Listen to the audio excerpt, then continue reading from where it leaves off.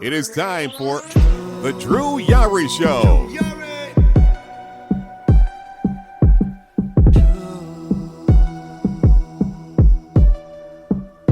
Drew Yari.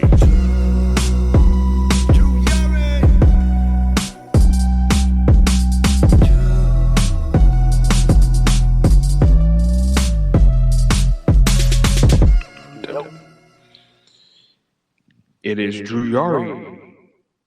Paging Drew Yari. Paging Drew Yari. That's right. The man, the myth, the legend himself. What's going on, man?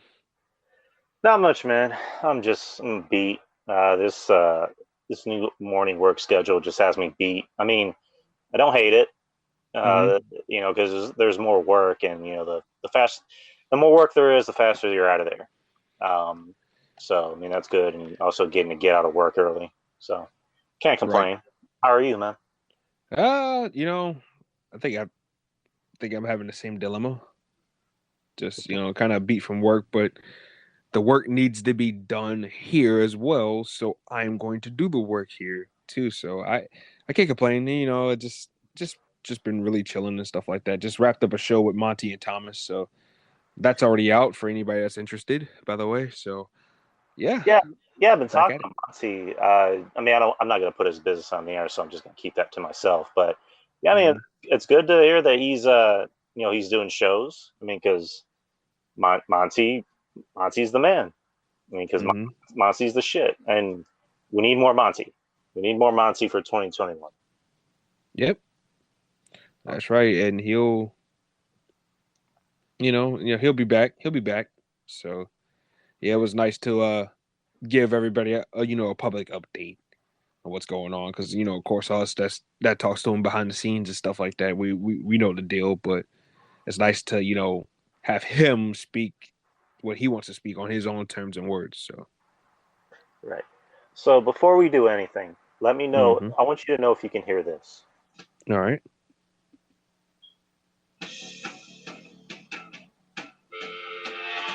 You hear that? Yeah. Perfect. All right. So that goes with the theme of today's show. So, if anyone wants to know, welcome to episode 3.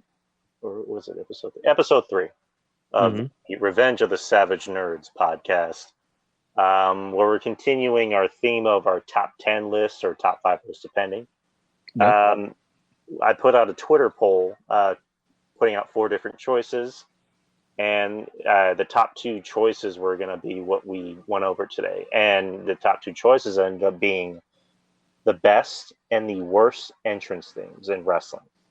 Now, it could be from any company. It could be from WWE, WWF, if you want to go that way.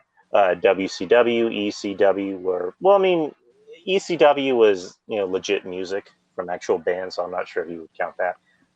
We can count that too. Yeah, we can count that. TNA had some good themes. Yeah, they did. Or AEW. So, I already got my top 10 list. I'm assuming you got your top 10 list.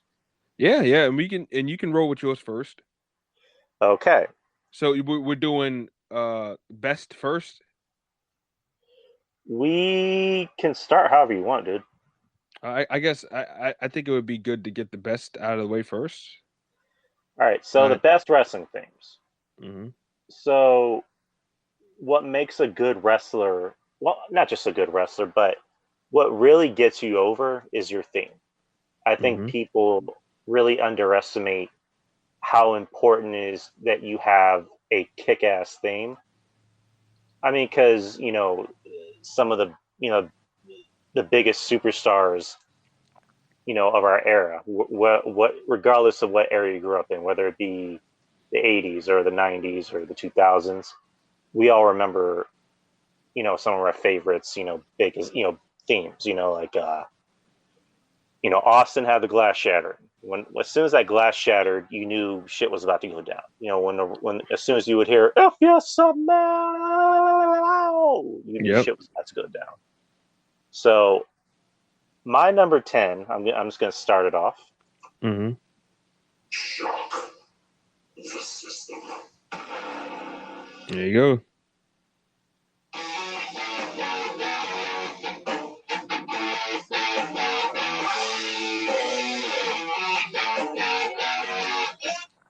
So if you guys can't already tell, I went with the Undisputed Era's theme for my number 10. To me, that is the theme of someone who is over as fuck. I mean, to be honest, I would link that theme more to Adam Cole more than I would to anyone else on that group. Right. Because, Adam Cole is obviously the star of the group. And, at the whole thing of Adam Cole is that he's supposed to be, I guess, like a modern day Shawn Michaels. With his swagger and his charisma. Oh, yeah, exactly. And, if you're going to have that kind of swagger, you need the theme to back it up. And you do. And that's a theme that you can, come out and not dance to, but rock out to or go nuts to, or you can even work out to. I mean, because you would see Kyle O'Reilly come out and do the air guitar bit, which, was cool. So I love the Undisputed Era's theme. I'm sad that it's gone. I really think they should have just given it to Adam Cole. But the whole point of breaking them up is that you need to get rid of the whole theme or get rid of any remembrance that reminds anyone of them as a group. It's kind of like with Roman. Roman had the Shield theme for years. For what is it, 6 years? Yeah. Well, he had the remix to it. Yeah, and it took out the bit in the beginning where it went Delta, blah blah blah, Shield. No, there was more similarities. Like the drums of his theme song was a little bit more heavier compared to the. It was more intense and darker than the original Shield theme. There's definitely differences if you listen to them, but yeah, more or less it's still the same. It's still the same theme, but just little minor differences. Right. So that's my number 10. What is your number 10? My number 10 is Tyler Black's theme song, "Battle On" by War Ages. Okay, so that was his Ring of Honor theme, right? That's right. Yeah. And he used it in not NXT, but he used it in FCW when he first arrived. Oh, okay. Yeah, it was a pretty good theme song. He rocked out to it, and it fit the whole look of his character back then, especially when he used to wear like the fan art. I call it the fan art trunks and stuff like that. You know how some of the rock bands, they have the fan art for their album covers and stuff like that.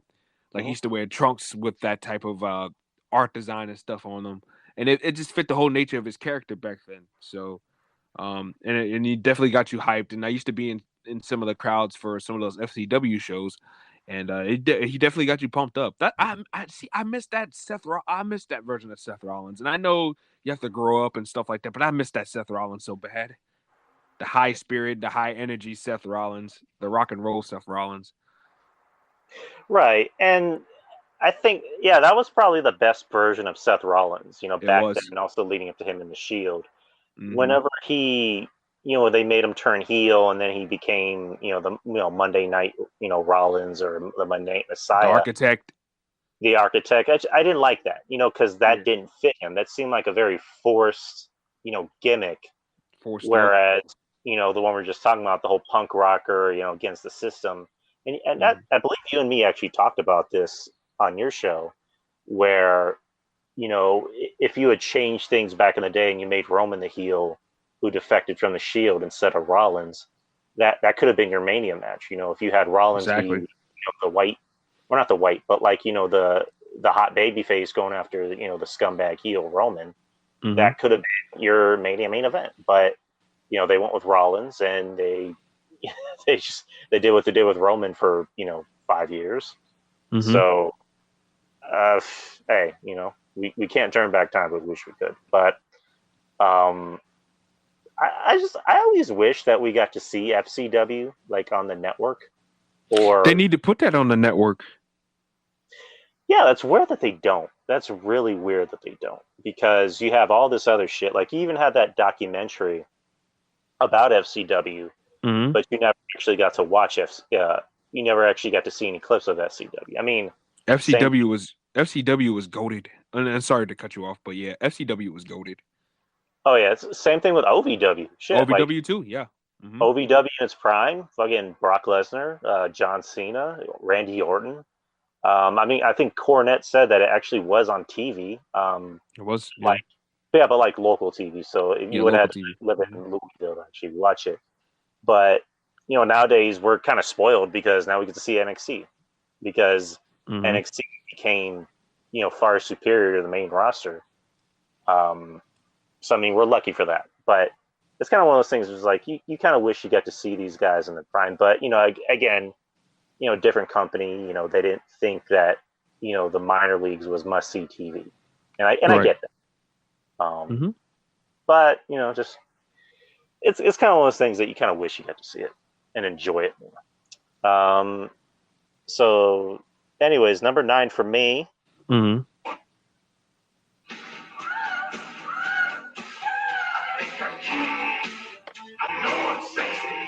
Yeah.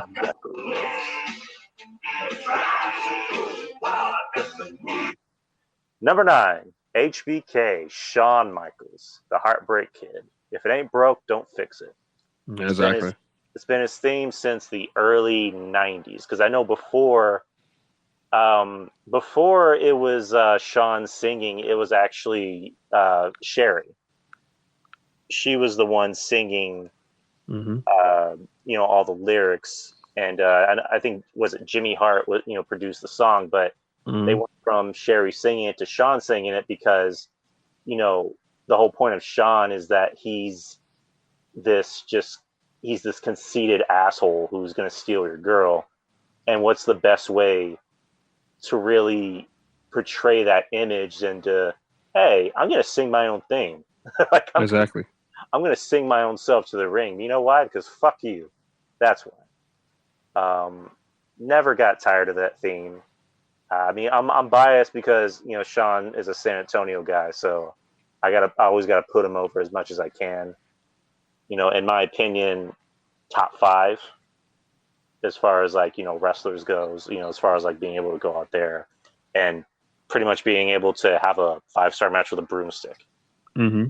So, that's just my choice. Shawn Michaels is number 9. What's your number 9? Your previous number 10.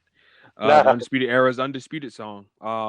Pretty much what you said, like the swagger that especially Cole and O'Reilly had with the song. Like Roddy and Fish, it was just like blah, but like Cole and O'Reilly, like you felt the coolness factor from those guys and with that song. And that's what, and like you said, that goes to the importance of a great theme song.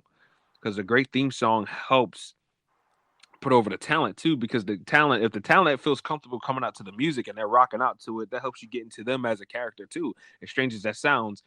But it's the truth. The truth, like the theme song helps make the man and the character at the same time. It really does. It really does. And the Undisputed Era theme song, definitely one of the best that the CFOs made. Even the little remix they made for Roddy that they put out and then they took it away. Like even that wasn't bad at all. That was actually pretty good too. And I was shocked that Roddy was the only one that they considered giving a solo theme to, but yeah. But no, it was definitely good too. If anybody knows what I'm talking about, you search it up and it's a nice song to kind of work out to or whatever. But yeah, number 9 for me is the Undisputed Era's theme song, Undisputed.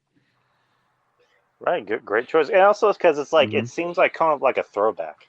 Like it almost seems like something you can imagine somebody from the 2000s or even like the 90s coming out to, because it's not generic, but it's simple. It's simple because it has that simple beat of like, if you're coming out to that, if picture yourself walking out to the crowd and you hear that thing going off, you're like, oh yeah, oh hell yeah.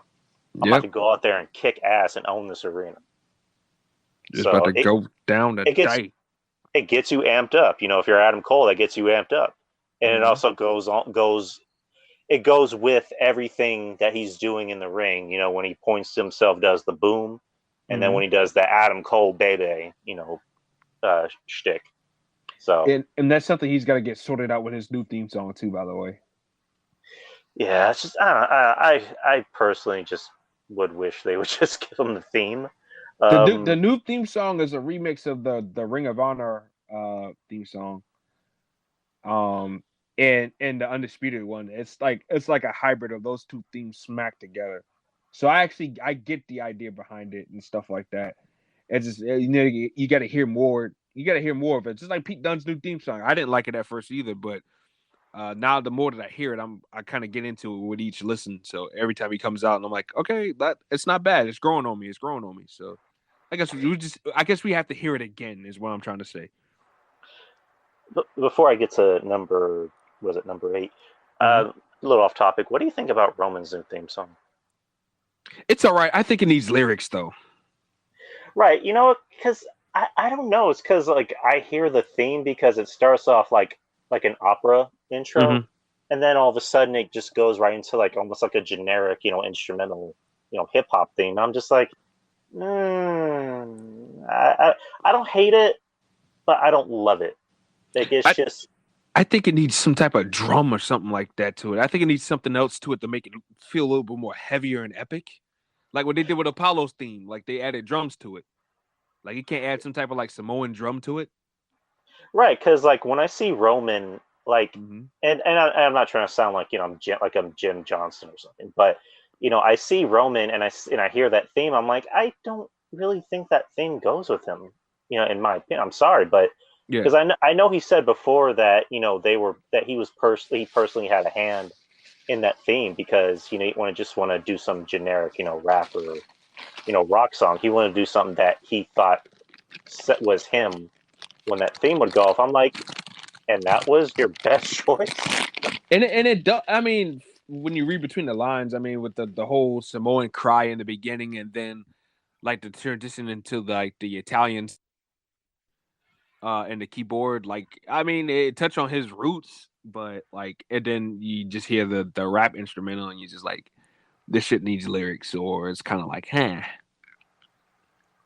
Right. Maybe we just need to get used to it. I Yeah. don't know. I But think that's what it is. Like I said with the Pete Dunne one, I was like, what the fuck is this at Takeover? And then the more and more that I heard it afterwards, I'm like, okay, I actually like this. I can't wait for them. I can't wait for them to drop this. right. Mm-hmm. So number 8 is a little different from the past two choices because the past two choices were WWE choices. Mm-hmm. This is a TNA theme. So here's my number 8. Oh,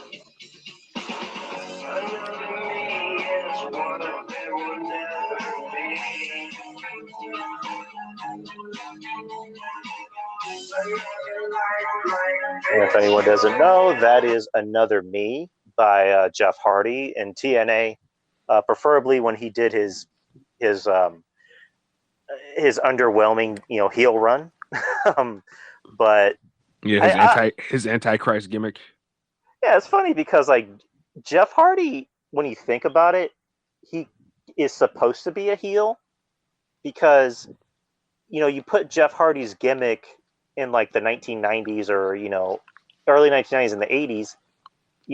Any parent that sees Jeff Hardy is going to go, I don't want my child being like him. Like, because he already kind of has a heel gimmick, but that's what makes him cool to us because, he's a badass. He looks like a badass. He looks like someone that we know personally that, does like X Games and, you know, uh, extreme sports or what have you. So for him to be a heel, it's like Cornette. It's like what Cornette says. It's like putting a hat on a hat. Mm-hmm. So, him being a heel doesn't work because, I'm not trying to say I know Jeff personally, but it's just like, I don't think Jeff Hardy has it in him to be a heel. Yeah, he's not as animated. He's very, very chill and relaxed. Too relaxed to be a heel. Yeah, it's like if you try to make Rob Van Dam a heel, it wouldn't work because Rob Van Dam is too chill and We relaxed. And it. we Go saw ahead. that in Impact, and it did not. It just didn't work. I mean, they had Katie Forbes, involved, and maybe if Jeff had some hot chick with him getting involved, but like Rob Van Dam trying to be a heel on his own would have. Well, it flopped. Don't get me wrong.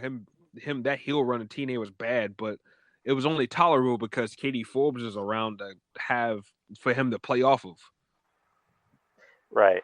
And yeah, going back to Jeff, I remember a promo he did for Van Dam, and I believe it was Matt Morgan, where he's cutting a pre-recorded promo where he's talking, I guess, in his own version of what condescending is supposed to be, but it didn't come off as well because he's like, Rob, from the bottom of my heart, I'm sorry. I'm I'm My just like, stoner oh, friend. yeah, Raul. It's like, oh god, Jeff.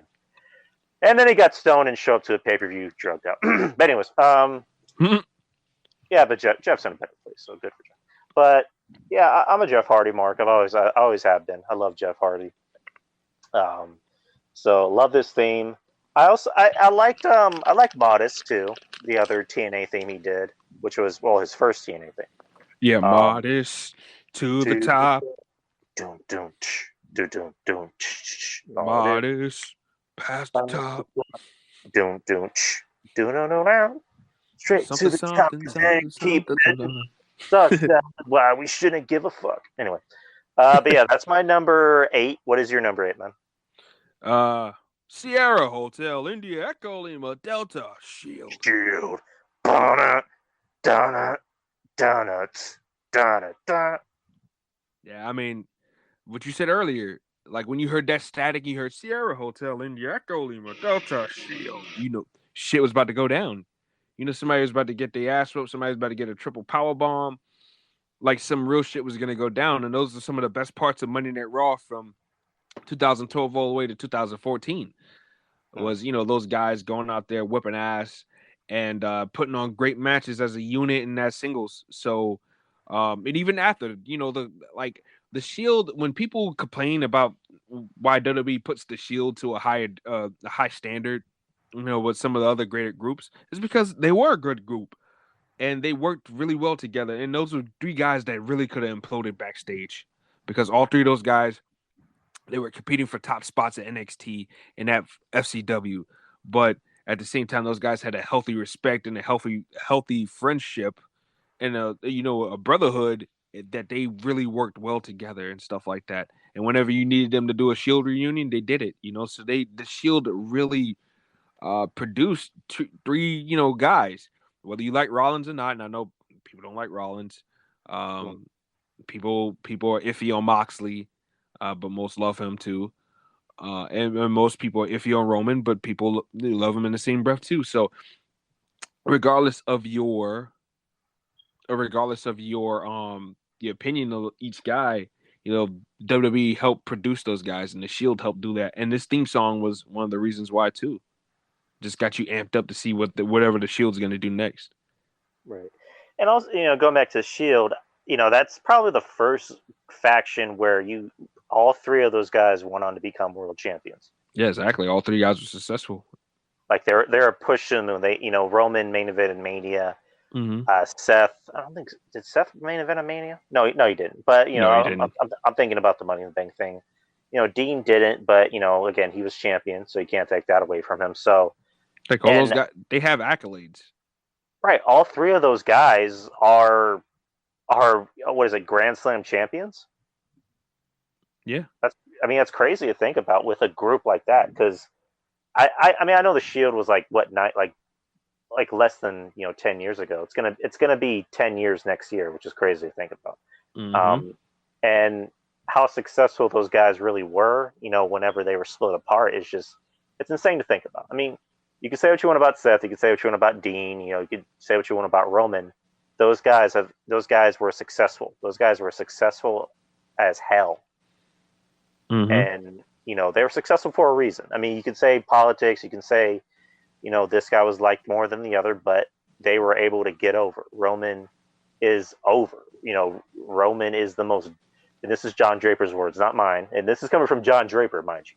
Roman is the most dialed-in wrestler in the business. Right. Moxley, you can say what you want about his AEW run. It's not my cup of tea, but, he's been able to become something in AEW. They named him PWI Wrestler of the Year. Mm-hmm. And then Seth, Seth is Seth. I think Seth needs some time to cool off. I think they kept him off TV, not for long, but, hey, that's just my opinion. Right. But, all 3 of those guys wanted to have successful careers, so good for them. I think Seth needs a new look. Right, the whole drip, wearing one glove, Michael Jackson thing. It's corny. It's just corny as fuck. Like you're right. He needs a new look. He needs and I get it. He's in his older years, but he needs to kind of find a variation of what his old gimmick in FCW and Ring of Honor was, and try and work that into today. Mm-hmm. Because I don't get if they're trying to make him corny or if he's already corny to begin with. But it's a guy like that needs a cool look. He needs a cool gimmick. Yeah, a modern look, something that the kids can relate to. Right, and I don't know. It's just corny. The whole drip thing. I just dye the hair back half blonde again. Like, do that again. Yeah, do that definitely. Just I don't know. They go still get the trunks and the kick pads back again. Well, I mean, he already has the kick pads, but like, yeah, just go back to that old look again. Go back to that old feel, and that new theme song he has. That's a good start. Like, because I think that's a banger. I can't wait for that to come out. But yeah, like he needs to go back and find some aspects that made him cool in his career. Yeah, exactly. Like he needs to do that. Like I don't think the company can do it for him, but he personally needs to do it. He needs to do that. That's something he needs to do for himself. I'm at the point where anytime I see Seth, I'm just like, oh god. Like I want to change the channel. I mean, because I watched SmackDown last night. I watching his entire. It's the first time I watched a whole episode of SmackDown in like years. But it was a great show. I thought him and Cesaro had a good match. I mean, good for Seth for putting Cesaro over. So, anyways, moving on to number 7. Number 7.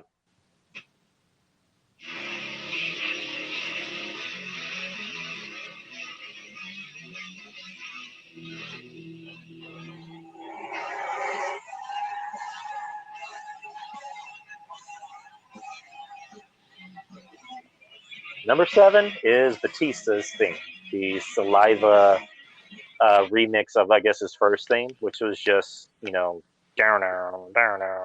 Monster. Monster. And then, that ended up being remixed after, he won the world title at Mania against Triple H. So that's my number 7. Again, it goes with the theme of what we're, talking about, which is the theme is what really gets someone over. If someone is already over as a wrestler, they need that cool kick-ass theme. And that's what always got Batista over, is that cool guitar riff to just really get the people like into what he's trying to do. And, just that one part of it where he's going, I walk this mountain top below, I walk alone. And then it just gets to the end of that. Dun, dun, dun, dun, dun, dun, dun, dun, dun, dun, dun, dun, dun, dun, dun. Like it's a cool theme. I love it. It's one of the best. I think personally I think it's very underappreciated. Because Batista, was he Davey Richards that can do 15 suplexes? No. He was Davey Richards. Ravy Ditchers.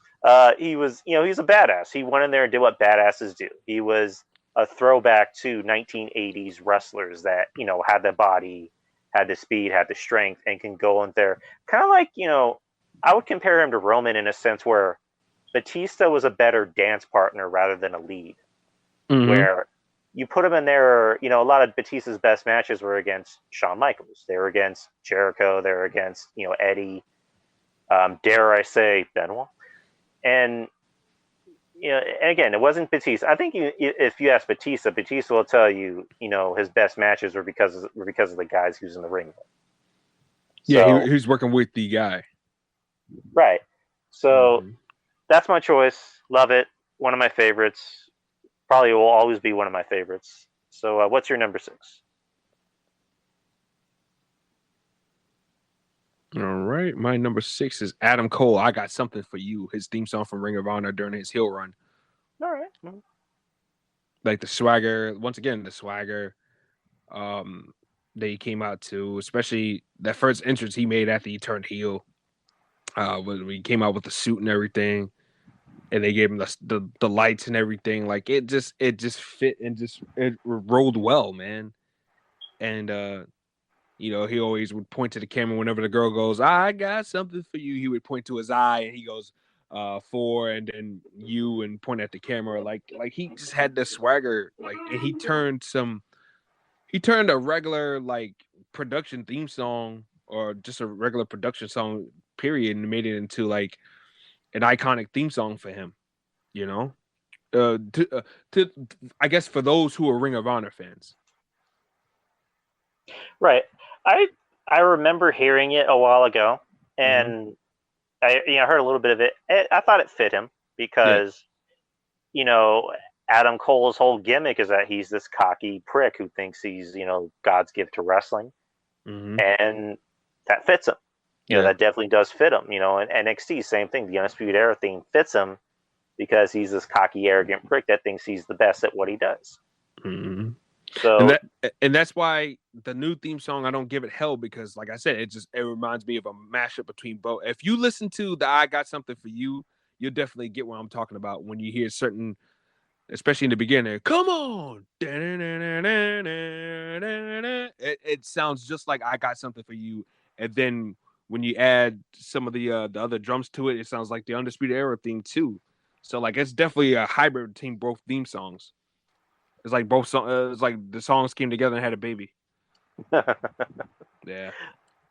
So before I get to number 6, so since we're on the theme of Ring of Honor, and you have a little bit more knowledge of Ring of Honor than me, what'd you say was like some of your favorite Ring of Honor themes, if you had to pick? The Briscoes, for one. The Briscoes Ring of Honor theme. Sleeping All December by Death Valley Driver. Homicides. He used Benny Siegel's The Truth with the whole Kill Bill remix. The whole the Kill Bill intro. Yeah. You mean when Uma Thurman's about to kill somebody? Yeah. Yeah. And he used that whole intro. Who else? Even Davey Richards had a good theme song, the American Wolves theme song. That was actually pretty. It was kind of catchy. It's kind of. I can see where people would be like it's generic, but it's kind of catchy. It's kind of catchy. Who else had a good one? Jimmy Jacobs had a good theme song. Sickness and Sorrow by Pink. The hell, Pink Champagne or something like that. Some band with a female vocalist. And Tyler Black, we already talked about his theme. Who else had a good theme? Cedric Alexander and Caprice Coleman when they were CNC Wrestle Factory. They had a cool theme song. It was Overtime by this rapper. I forgot what his name is. King Khaleesi, yeah. Moose made his own theme. I think I remember that. Yeah, the original Moose. He just does a whole boost, do Moose. Yeah, I think that was produced by him, so I guess that really doesn't count. Dalton Castle had a good one. The whole the remake of I Want It All that the Adam Massacre made. Oh yeah. Who else? Even the Young Bucks. The Young Bucks Ring of Honor theme song was pretty neat. I think it was Nerves of the Sun. I think that's what it was called. By Blue Sarcino, the same ones that made that does the Evil Way song. I think that's the same band. I'm not sure, but yeah. Even Kevin Steen's his theme song was good too. The name of it is skipping my head right now, but yeah, that Ring of Honor theme song he had was good too. It fit him. The only Ring of Honor theme that I remember is because he used it in WWE was Punk's when he did Cult of Personality. So I believe before that he did a AFI song. Yeah, Punk had a bunch of Ring of Honor themes. Right, and Daniel Bryan had the Final Countdown, or Bryan Danielson, whatever you call it. The final countdown.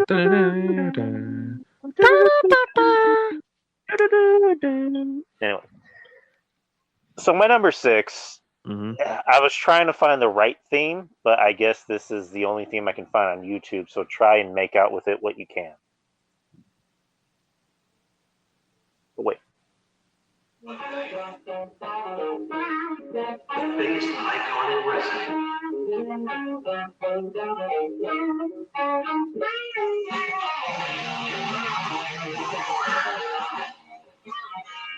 Can you hear that at all?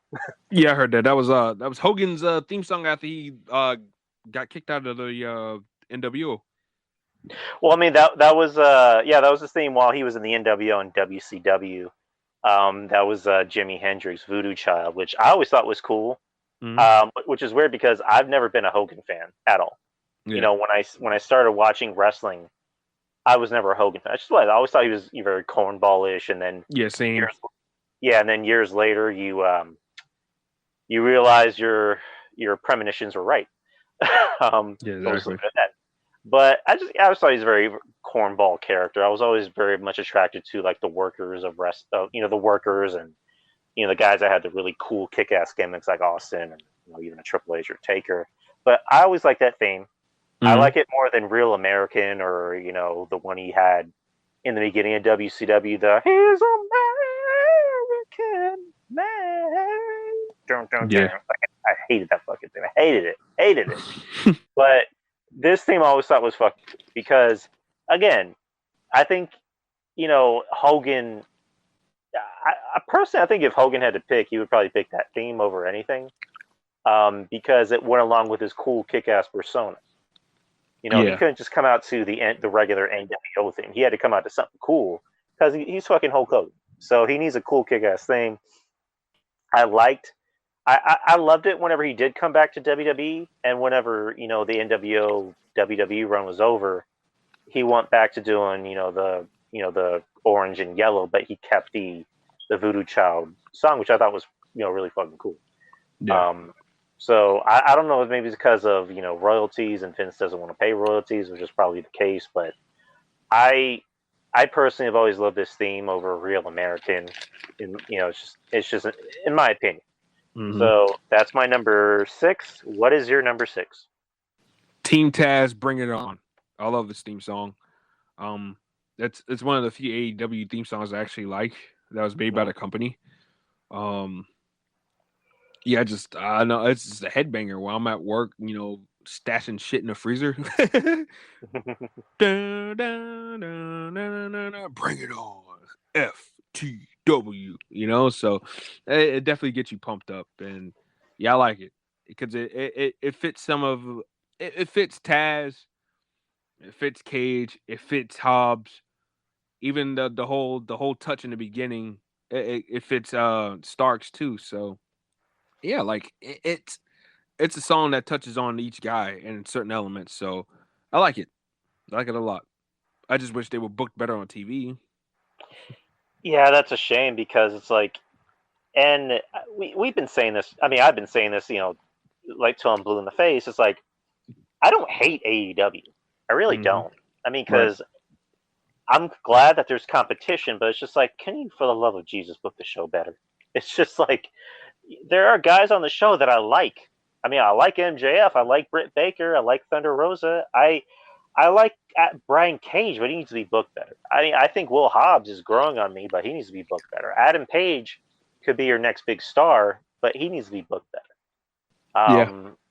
It's just the rest of the show. It's just I'm not a fan of. But since we're on the topic of AEW themes, I like Moxie's theme because it's it goes with his personality. I mean, I'm not the biggest fan of Moxley now, but his theme is cool because it has that really cool. It's kind of similar to the Undisputed Era theme. He has that swagger. Like I kid you not. Like sometimes when I go to the store, and I wear, especially when I wear my my Johnny Blaze jacket, and those pants that Moxley wears, like those camo ones that he wears with the badges all over. I have those pants. Oh, sure. I wear those, and I have another pair of jogger pants that are like around the same color, with like the same design on it. And whenever I wear those and I rock to Moxley's theme song, like I'm doing the Moxley strut, like I'm doing the strut like Moxley. You know what I'm saying? So like it's definitely a cool theme too. Yeah, it's cool, and also the band that does the song follows me on Twitter. They follow me on Twitter as well. Yeah, the Violent Items, great guys. Another theme, I like MJF's theme. because again, it goes with his personality. I think it's a little bit maybe too chill and laid back for him, but personally, I like it. Everyone else's theme, to be honest, I have a hard time remembering anyone's theme because I don't really remember Britt Baker's theme. The only thing I remember is that it says "The Doctor will see you now." Yeah. Was it Thunder Roses? I think is just like a mix of like, heavy metal. It just says Thunder Rosa, Thunder Rosa.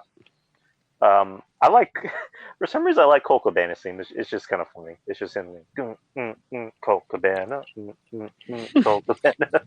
It's like a stripper theme.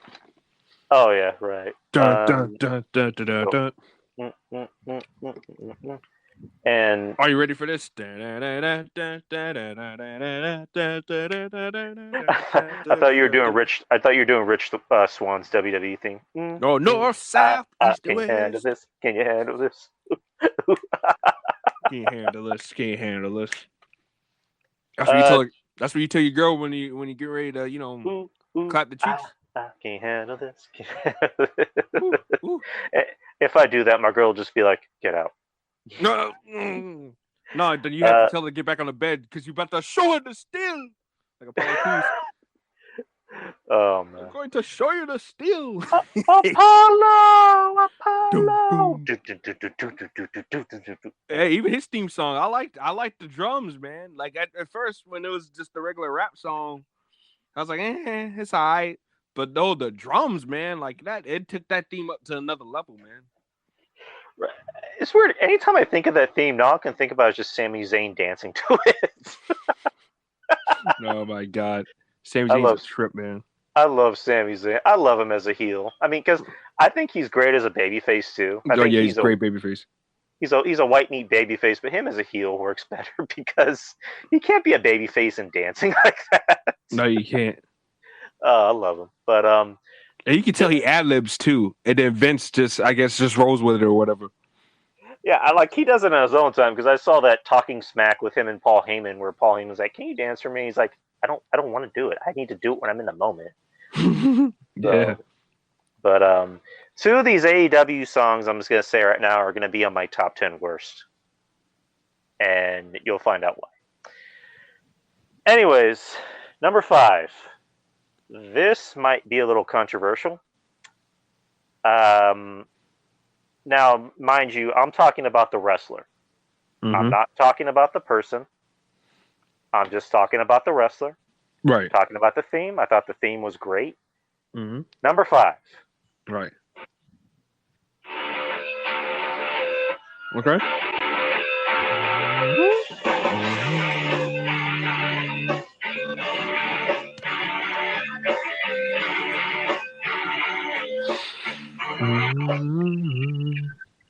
Now, if you guys couldn't guess already, that is Chris Benoit's old theme from Our Lady of Peace called Whatever.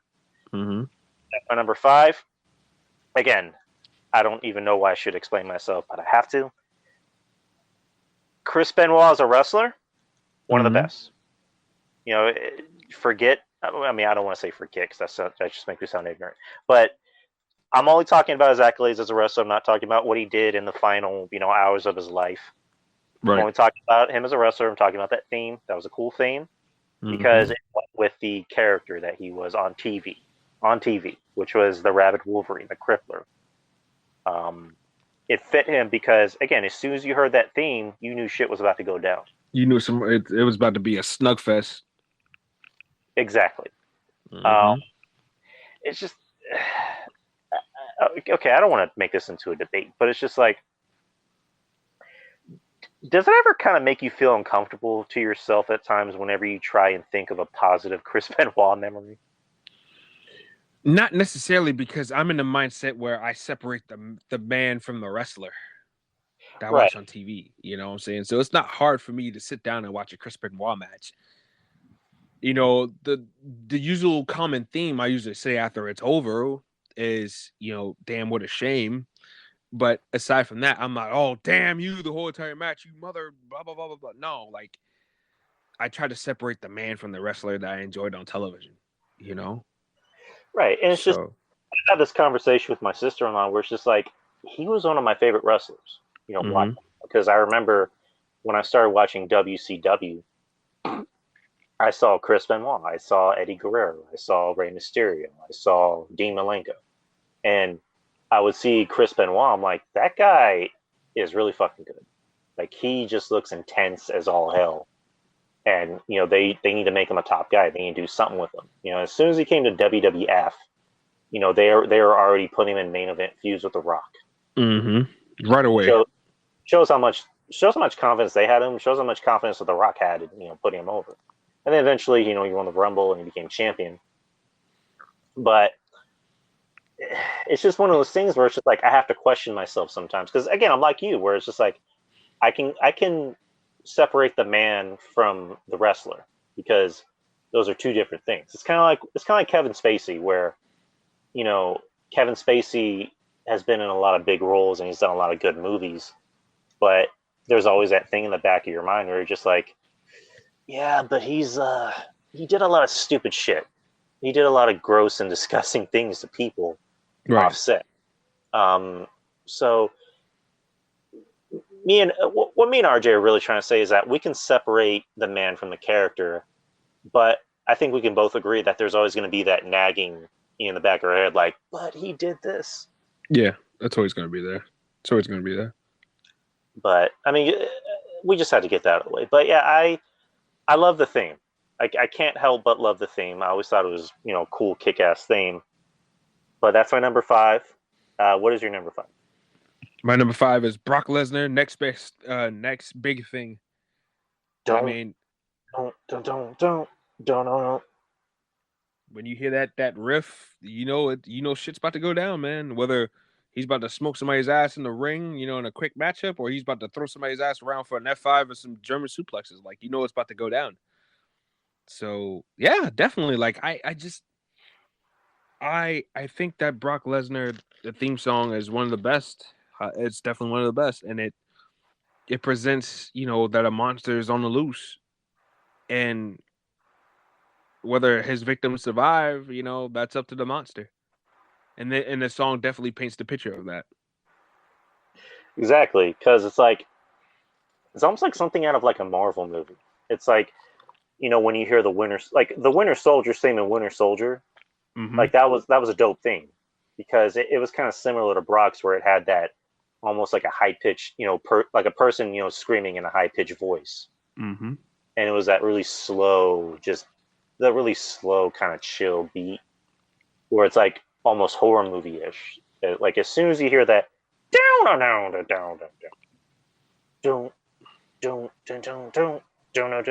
again, it was just simple. It didn't have lyrics. It was just simple, and it's something that still works today, because he's had that theme for almost 20 years. Well, it's been slightly remixed, but I mean, it's and even that's just it's like a remastered like job. So, but yeah, you're right though. He's had the same theme practically for 20 years, and it's never been changed. It's never been tampered with. And like you said, why mess with something that's not broken? It's not broken. Yeah, and I'm pretty sure he's had people offering to change the theme, and he's like, no, keep it. Why fix something that isn't broken? Yeah. All right. So my number 4. Mm-hmm. You know me.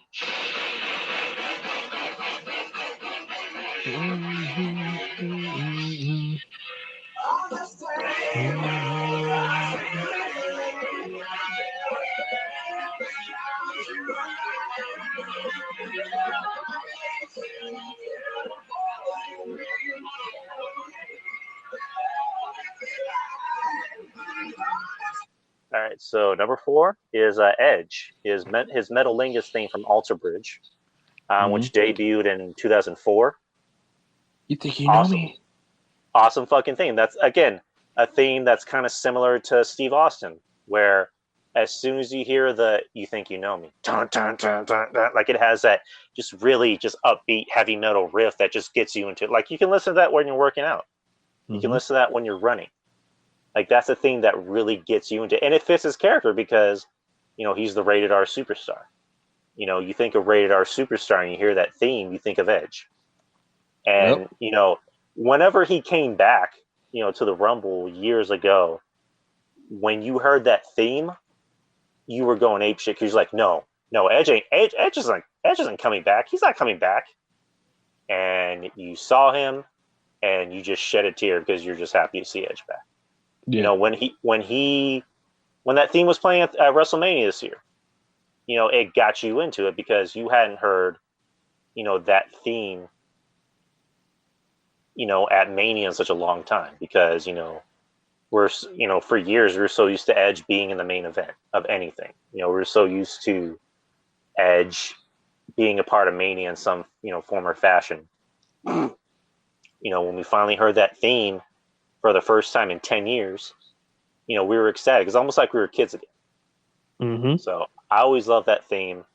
I like Alter Bridge. I like some of their songs. I think this is probably their hardest song they've done. Like, because Alter Bridge is more so of a hard rock, I guess, alternative, rock group.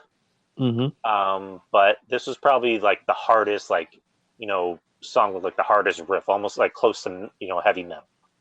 So Right. I love this song for obvious reasons. That's my number 4. What is your number 4?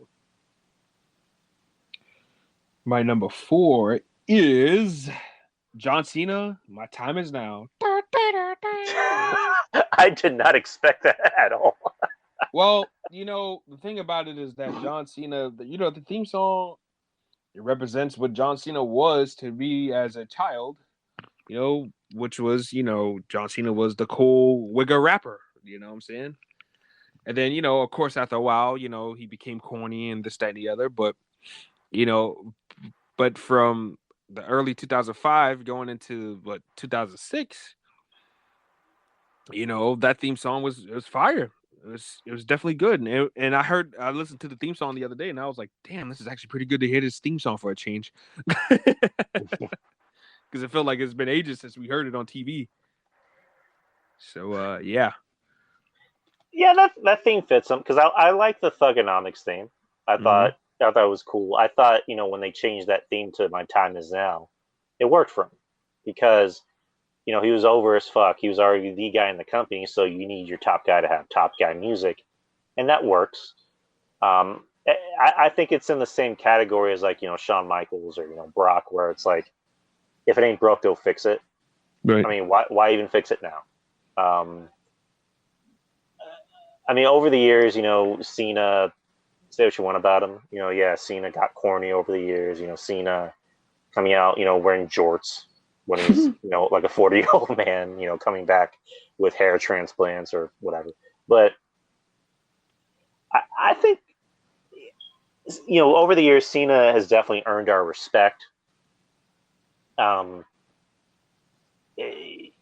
his final years, he didn't give a fuck anymore. He's like, I'm just going to put over people. Like, he put over whoever you needed him to put over. I want to get your thoughts on this. What are your thoughts on Karrion Kross trying to, start this feud with Cena and then Cena responding on Instagram? If Cena could come back and put back anybody over, Karrion Kross would be the top of the list. Kross would be on the list. I would like to see him work with Cole. And who else? I mean, there's quite a few people I would like to see Cena work with before he calls it a day. But Kross is definitely on the top of the list. I wouldn't mind seeing that at all. And look, hey, if they're in the cahoots and they're trying to make something happen, whenever Cena does, because to my knowledge, Cena's overseas. Am I correct in saying that? He's doing that show with the Peacemaker. Yeah. For HBO Max. He's in Canada because right. They had asked him a while ago if he was going to be able to make it for Mania, and he explained that Canada's rules about COVID are a lot stricter than the U.S. because if he were to leave filming, it would essentially shut down filming for the show because he would have to come back to the States, and if he went back to Canada, he would have to go into quarantine for 2 weeks. Mm-hmm. So he doesn't want to shut down filming. So he wants to make sure that he's actually available, especially in the times we're in now, where things are a lot stricter. But yeah, I talked about this with Ruben Prime a while ago, where I pitched the idea of if Karrion Kross is going to give up that title, I don't think he's going to lose it to anybody in NXT. Honestly, I think he's gonna relinquish it and go to the main roster and debut in the Rumble, where as like a surprise opponent. Where Cena's already going to do the whole thing of like, I'm declaring myself to be in the Royal Rumble, and he comes out, and he's doing Cena shtick, and then that's when you hear Karrion Kross's music hit, and Karrion Kross and Cena have like a nice little stare down, and then they fight, they go at it, and Kross actually eliminates Cena, like clean, and that's how you set up a Mania match.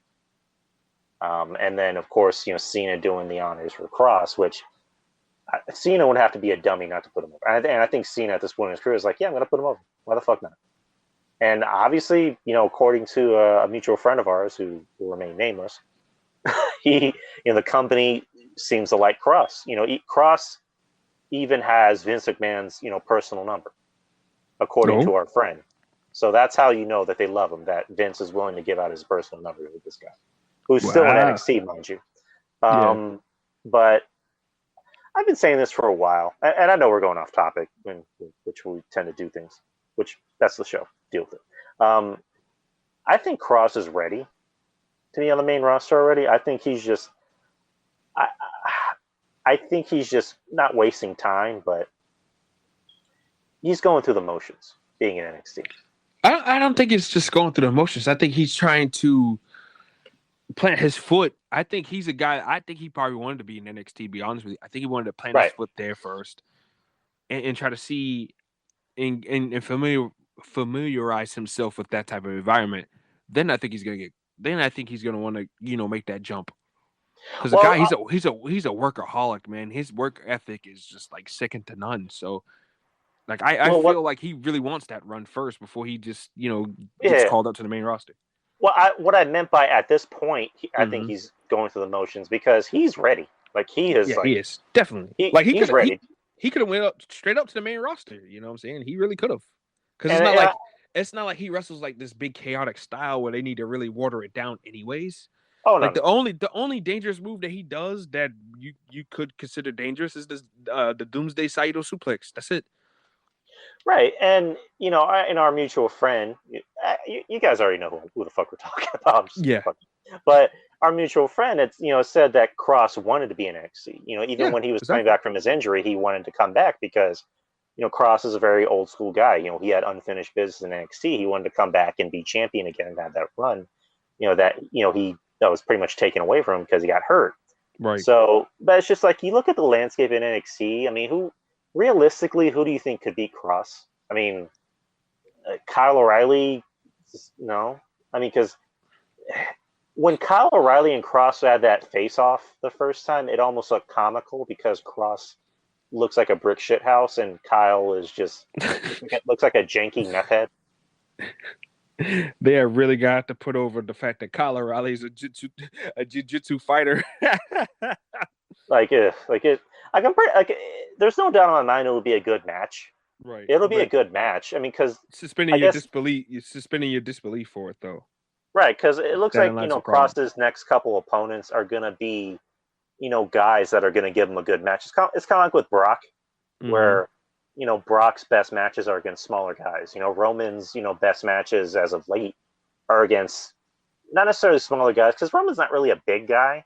Yeah, per se. He's not big like Kross and Brock, but his matches are with guys that are smaller than him. Right, and also, yeah, you're right. So he's gonna have matches against O'Reilly and Cole eventually, and Pete Dunne. I think Finn maybe might get another rematch. I don't know, but he's gonna fight Melissa Etheridge again. Melissa Etheridge. But I don't know. Realistically, I don't see him dropping the title to anyone in NXT. I can just see him multi-man match. Right, and that could be the best way to get him over. Is he was able to overcome the odds and take down 3 or 4 guys at a time, which sounds kind of wrong. But and that I got one guy that could potentially beat him. That Vink guy. He can match him up physically. I think he might even be bigger than Kross. Okay, I'm gonna sound like an asshole. Who's Vink? That the other guy from TM61. Not the one that not Mikey Nichols, but the other one. It was Bronson Reed, Shane Thorne, fucking Mikey Nichols, and Vink. I have no idea who that is. He's they was on Raw together last year. Shane Thorne and Vink for like a couple of weeks. They were MVP. Oh man. Oh, I think I know who you're talking about. The big Aussie guy. He was 6'7", 6'6", something like that.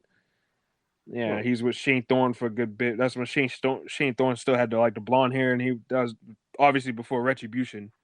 Right. But yeah, that was only for like a couple of weeks. They was teaming up together. Right. Also, I just thought of somebody. What about Ridge Holland? Oh God. I take that as a no. Do they want the ratings to go down? Okay, never mind. At least Vink, he's somewhat entertaining. Ridge Holland is just he puts the bore in boring. Like he's a freak. Don't get me wrong, but like there's no other element to him, bro. Like there's nothing else to him that's like exciting. You know, I mean, unless you have that Parker kid take Karrion Kross down, but we don't know how far along he is. You don't want to rush that kid up because he already got a lot of pressure on his back now. You know, people comparing him to Brock Lesnar. He's already coming in with a lot of pressure on his back. I mean, I think he'll do fine. I think he'll be fine too because I think he wants it. He wants it, so I think he'll be fine too. And also Rick Steiner's kid. You know, yeah. His name's Bronson too. Brunson, I don't know how to say their actual name to save my life. I think it's like Rucksteiner or Rechensteiner or something like that. Yeah. Well, he's a freak too. Yeah, I almost forgot about him. I mean, that could be a good match. I mean, Walter is like the obvious, dream matchup. Yeah, but right. I doubt they'll have, Walter beat Kross because, Walter doesn't want to move to the States. Like, he'll come over and work in the States, but he doesn't want to move here. So that's the dream matchup, eventually, Walter and Kross. Mm-hmm. But that's just how I feel personally. I don't think Kross will lose the title anymore. I think he'll just relinquish it and then move on to the main roster. It was almost like a way to tell Regal, I've done everything I need to do here. I'm going to move on to bigger and better things. So thank you. So just an opinion. So back to the list. Number 3. Right.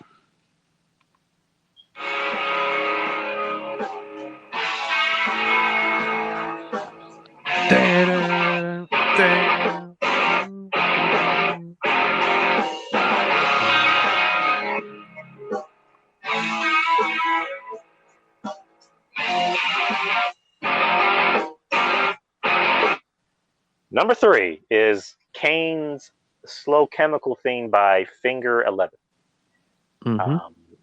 who also did a tribute video that showed up years ago for Benoit. But that's not here. But again, love that theme because it went hard. Because when you heard that, you would think of Kane. Because whenever Kane, unmasked and became, the scary monster, as soon as you heard that theme, you were scared. Like if you were someone in the ring, you were scared shitless. Like you knew shit was about to go down. You knew people were about to get their heads ripped off. You were almost scared for the guy in the ring. When Mask Kane was being the monster, for that short period of time, which was like what, 3 years.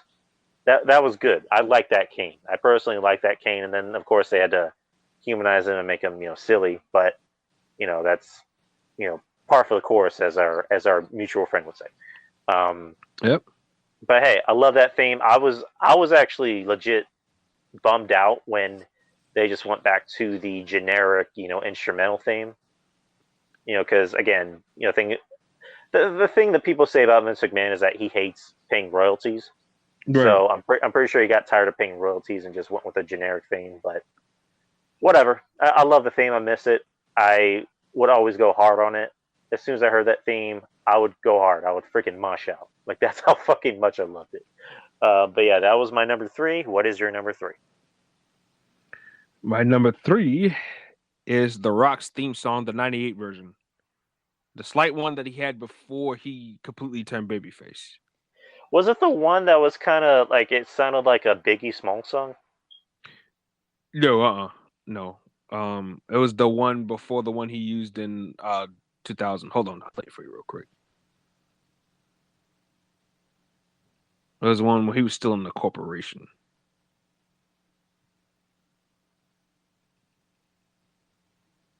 Do you smell what The Rock is cooking?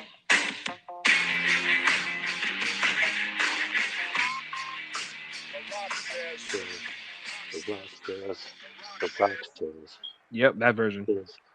That was a good thing. I liked it. Yeah, that was a slight one before, the one he used when, he turned babyface. But yeah, I always liked that song. I always thought it was a good bop, you know what I'm saying? So it was, the precursor to, obviously The Rock being the big babyface and everything like that. But him just strolling to the ring, with that cool heel swagger, with his his $1,000 shirts, you know what I'm saying? Like he it just fit him. It just fit him really well because it was chill and it gave like some good heel vibes, Yeah, and like it would work with him even as a heel because that's really what got The Rock over as a face was people were tired of him smiling and coming to the ring and kissing babies, and as soon as he started insulting the fans, ironically that's when they went, insult us more, tell us we suck. Mm-hmm. And that got him over. So even when he was a face and acting like a heel, essentially, the people were still cheering, because they appreciated him more because they knew he was being himself. And the Rock says that in wrestling your character is basically you, but with the volume turned up to 100. And exactly, The Rock, before he became a wrestler was, a football player. He was an All-American in college. He was working his way to the pros until he got the injury. So a lot of his character persona, even like the people's eyebrow, was shit he would do when he was playing football. He was this cocky, arrogant prick, or that was the personification of him. But yeah, it's a good choice. I like that. I like that Rock theme. I wasn't crazy about his heel theme whenever he came back as Hollywood Rock. Yeah, I love that run, but I don't like that theme song either. Right. But I get what they were going for there. Yeah, I mean, because again, when you change your character, you have to, essentially change the music. But yeah, I wasn't a fan of that theme. But yeah, the '90s theme, whenever he was in the corporation, I like that. It's great. Great thing. Shit, I forgot to put up my number 2. Hold up.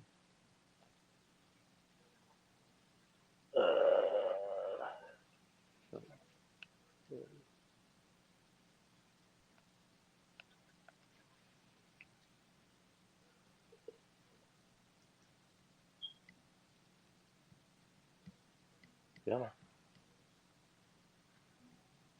Okay. Okay. Number 2.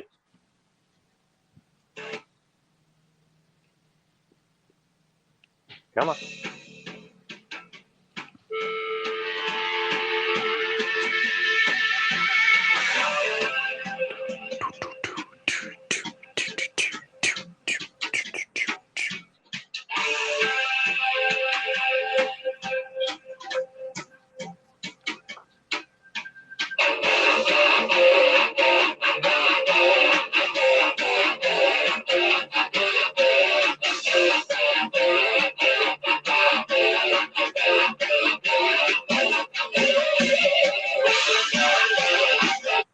Number 2 is the Hardy Boys theme.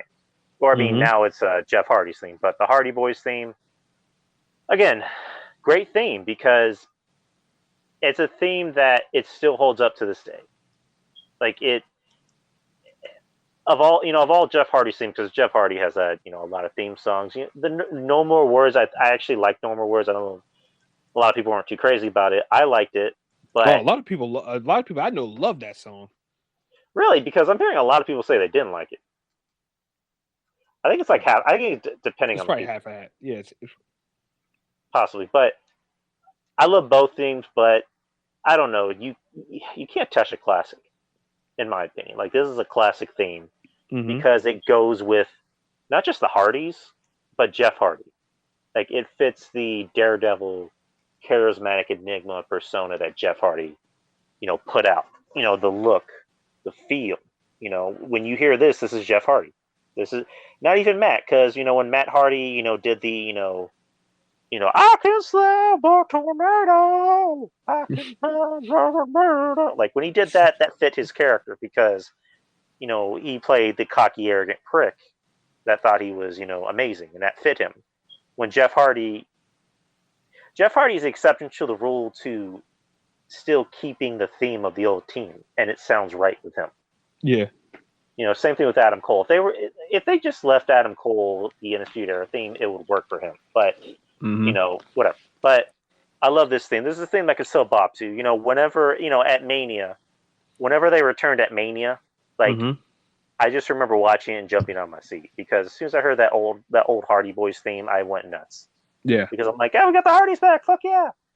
And again, Jeff still does it.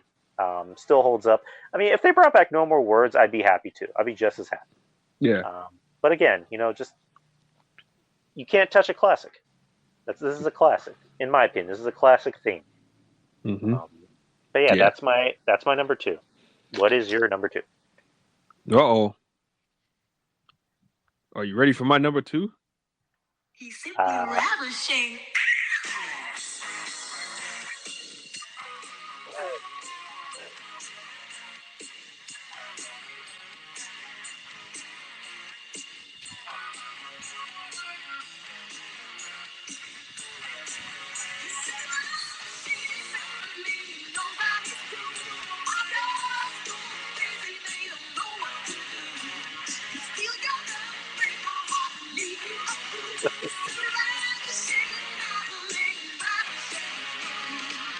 Oh my God.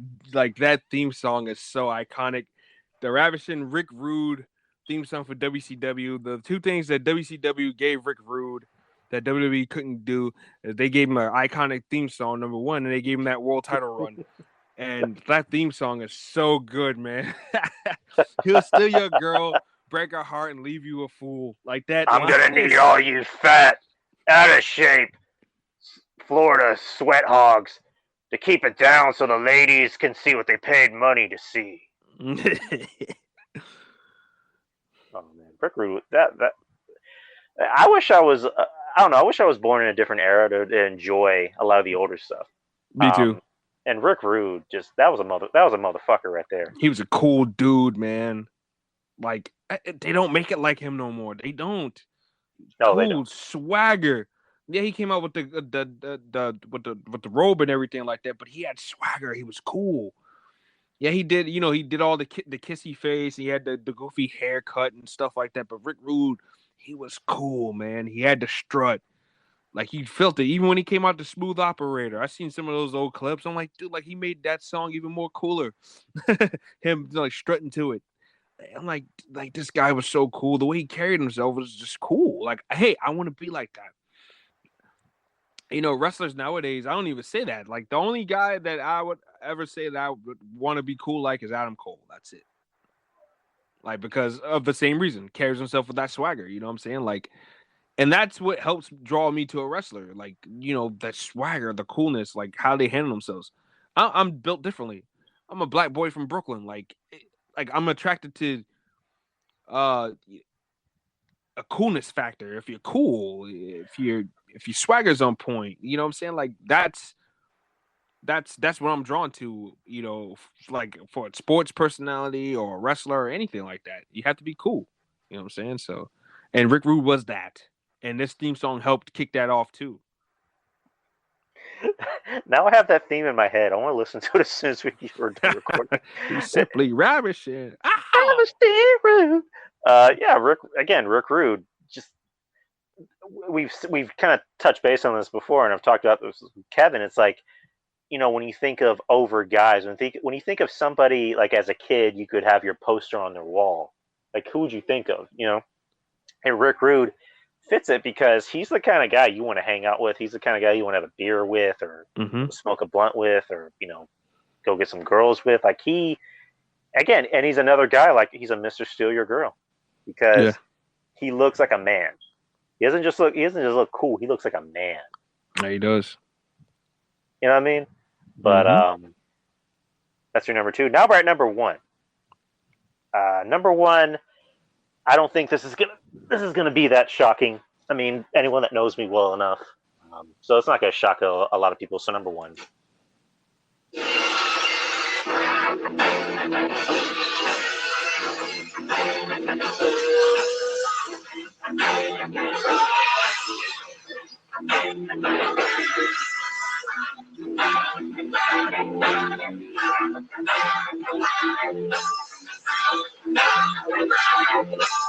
What? Steve Austin. Hell yeah. What? It's Steve. What? It's Steve Austin. Stone Cold Steve Austin. Number 1. My favorite theme of all time because again, the classic. I mean, I did like the Disturbed version when the one he was doing for a while. I liked that. I thought that was pretty cool. I also like the one he did when he was in the Alliance, which for some reason I can't seem to find anywhere. It's a variation of the theme where you just hear the glass breaking. It's just like dun dun dun dun dun dun dun dun dun dun. It's almost like a Rammstein song, like dun dun dun dun dun dun dun dun dun dun. Like, but again, like I said with Hardy, you can't touch a classic. You just can't. Like that's a theme that Stone Cold could come back at Raw on Monday, in front of a live crowd. Once we do get live crowds back. And the whole place will go fucking nuts. And there's not a damn person on this roster. Again, I love Karrion Kross as much as you do and Kev do. Yeah. But even we all can admit, Kross ain't got nothing on Austin. Austin could show up anywhere. Austin can show up in AEW, and the whole place will go nuts. And he'll be more over than anyone on that fucking card. Yeah. And I'm pretty sure Kevin will admit that. I'm pretty sure anyone on AEW can admit that. Even Jericho, as much as he likes to think that, nothing on the show sucks, he'll admit that if Austin showed up on AEW television, he'll be over than everybody on that roster. He would. Because it's Austin. It's Stone Cold Steve Austin. He's... a lot of people say, what would have happened if Austin faced Hogan? Would Austin have beat Hogan? Well, technically he has beat Hogan. He's beat him in pay-per-view sales and merch, just overall status. Nobody can touch what Austin has done. Not The Rock, as far as wrestling wise, business wise. Not The Rock, not Cena, not Batista, not Hogan, not nobody. That is Stone Cold Steve Austin. That's really all I can say. Nobody can touch him. Nobody. Nada. What is your number 1? My number 1 might be a little shocking to a lot of people, but then again, it might not be. It's somebody that I modeled I won't say my persona because I'm not in wrestling. I mean, sure, I do E-Feds and stuff like that. And the way I cut promos on E-Feds, it would convince you that I'm actually a wrestler for real. But this is a guy that kind of modeled my life after, for the most part. And here we go.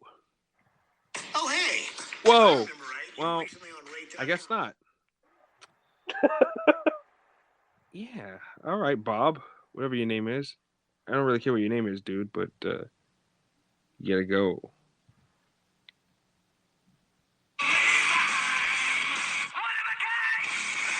Oh, okay.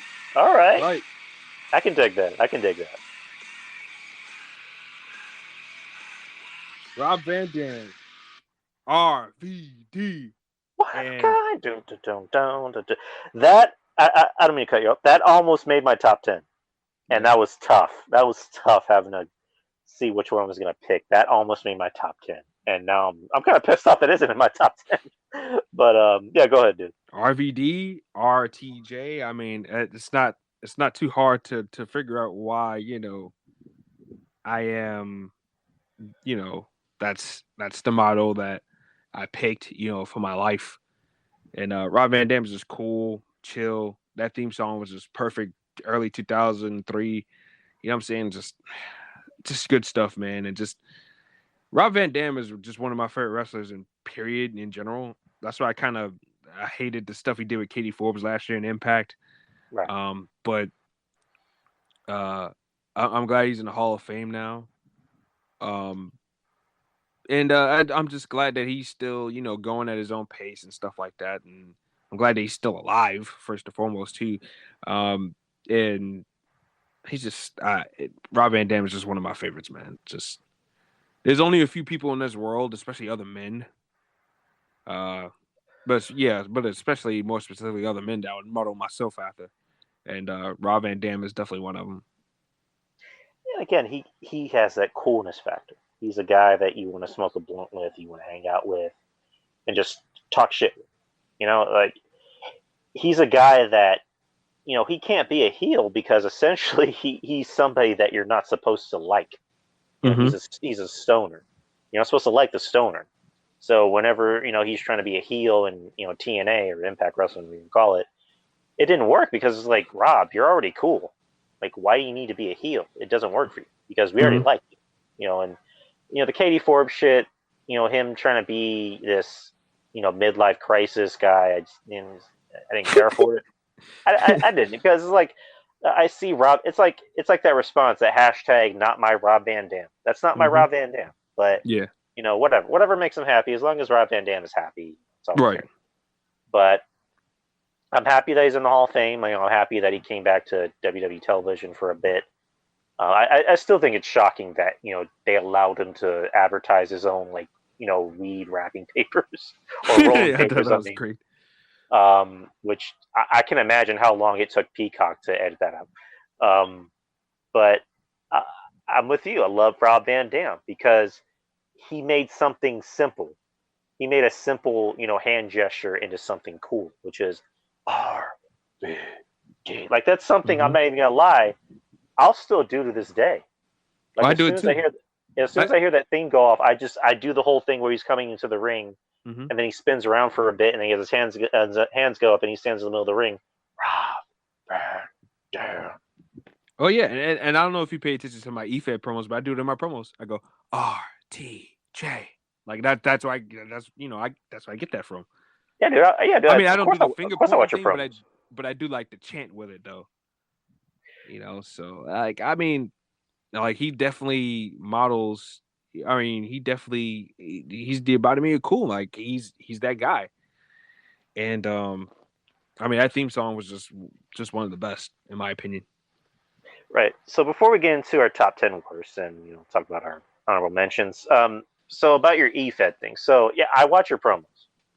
So again, I support my boy. No matter what he does. I watch your promos. So I follow your EFED on Twitter. So it's gonna sound like a really stupid thing to ask, but like, how do you guys usually go about it? Because you guys do the promos. You guys physically will do the promos, and I guess you guys have like your own league on like 2K. Is that how you guys do it? Well, that's something separate. Somebody's doing a fed where they do 2K.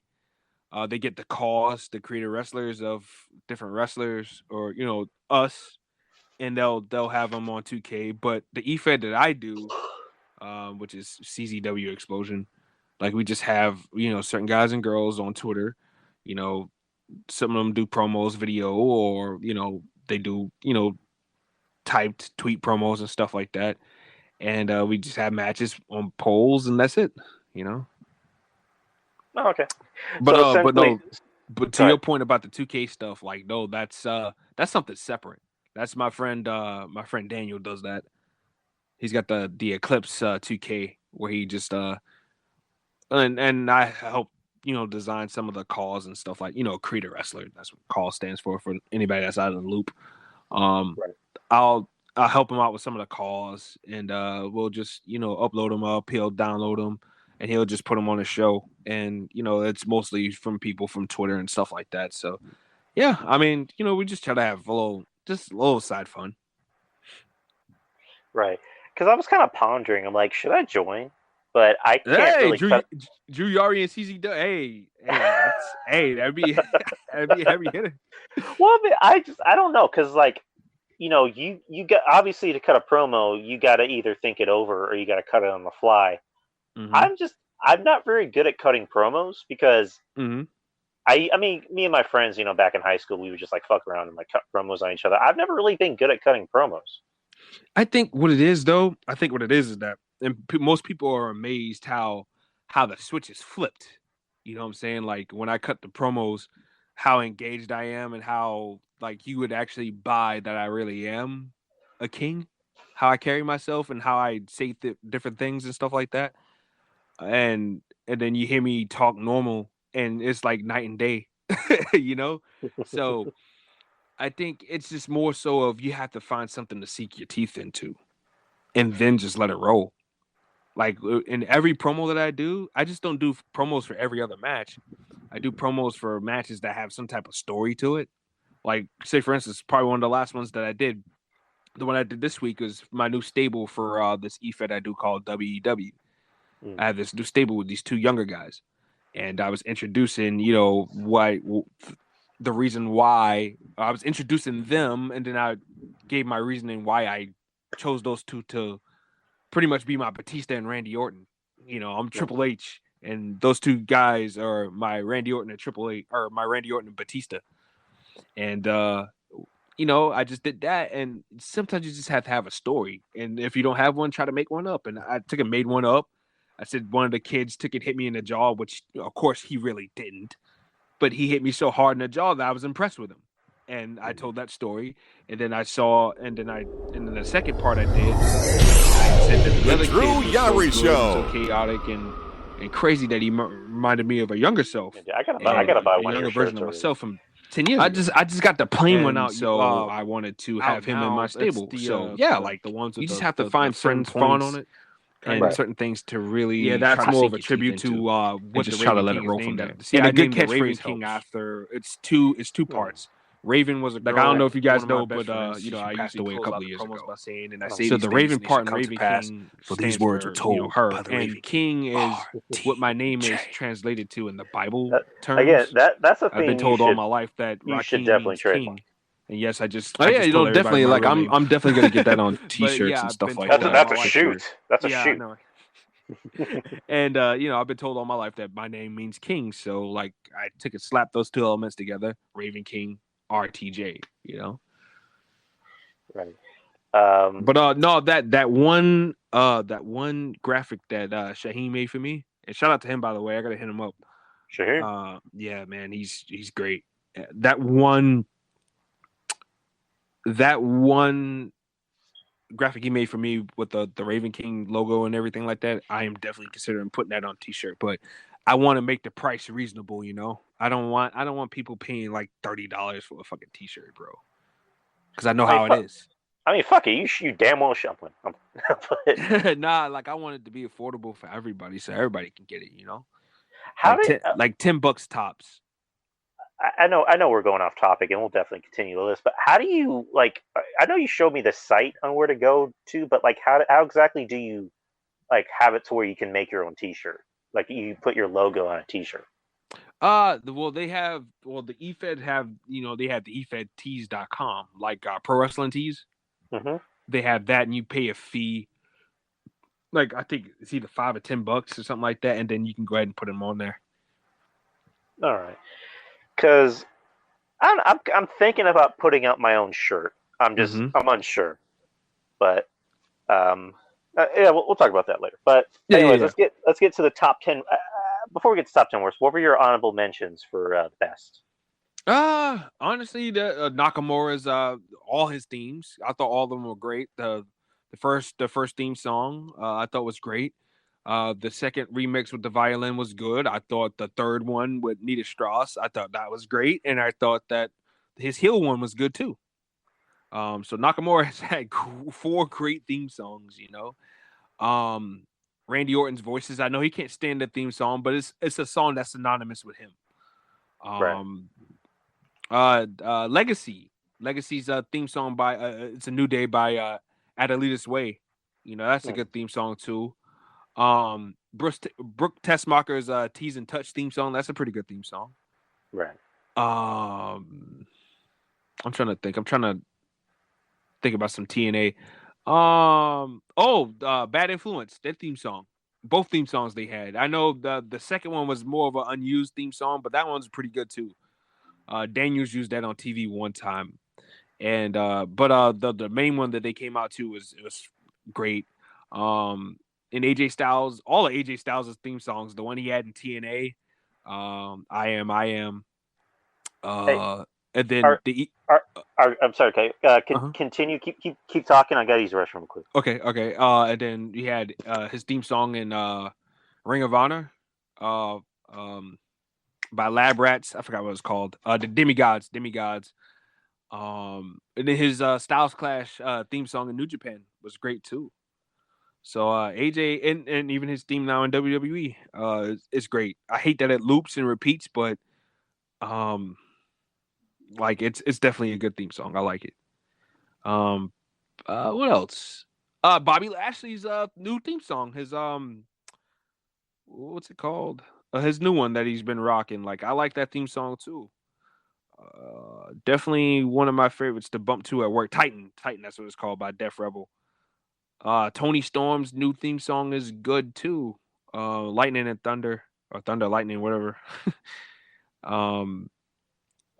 Yeah, so it's a lot of good theme songs. AEW's got a few too that I do like. Brian Cage's theme song that Montezzi made for him. For people that don't know, Montezzi, the rapper, he did Cage a theme song. That's a pretty cool theme song too, Caged. Apollo Crews' new theme song, the Nigerian remix. You know, that's a pretty good one too. Oh, and from New Japan, the Headbang Club VIP, El Phantasmo's theme song. Like, that's a really cool theme song too. Like, that's a really good bump. The original was good, but this one is a whole lot better. I like this one a whole lot better, and that just allows you to get in that techno madness, so to speak, of ELP. So yeah, it's definitely I definitely dig it. I dig it a lot. Trying to see what else. Oh, Melina's theme song, the Paparazzi theme song that her and Eminem had, and then she went on to use on her own. Definitely another good theme song. Leo Rush's theme song, the one he uses in the Idney's It's Time. Yeah, so there's a lot of good ones. Oh, and the Contra Unit. Like, I know there's not a clear version of it on YouTube, but the Contra Unit from MLW, Jacob Fatu, he mainly uses it. But that theme song is fucking a banger too. And yeah, that's pretty much it as far as like honorable mentions go. For me, I went with Hardcore Holly's theme. The How Do You Like Me Now? How You Like Me Now? Like, that was a dope theme. Loved it. Yeah. I like Edge's Rob Zombie theme. Never gonna stop me. Never gonna stop. Scream if you want it. 'Cause I want more. Christian, Close Your Eyes. Not the female version. Not the Brand New Year one, but the original one with the the female version. Girl group. Waterproof Blonde. Yeah, there you go. Christian's TNA theme I loved. Because it was like a different. It's actually an instrumental version of Evanescence. Yeah. You got that. Samoa Joe's WWE theme I thought was cool. Mm-hmm. Karrion Kross is, of course, the Godfather. It's just, that's the thing that just makes you happy. Like, as soon as you hear him. Soul Train. They go to hose. Call all the hoes. Oh. The Big Boss Man's theme. You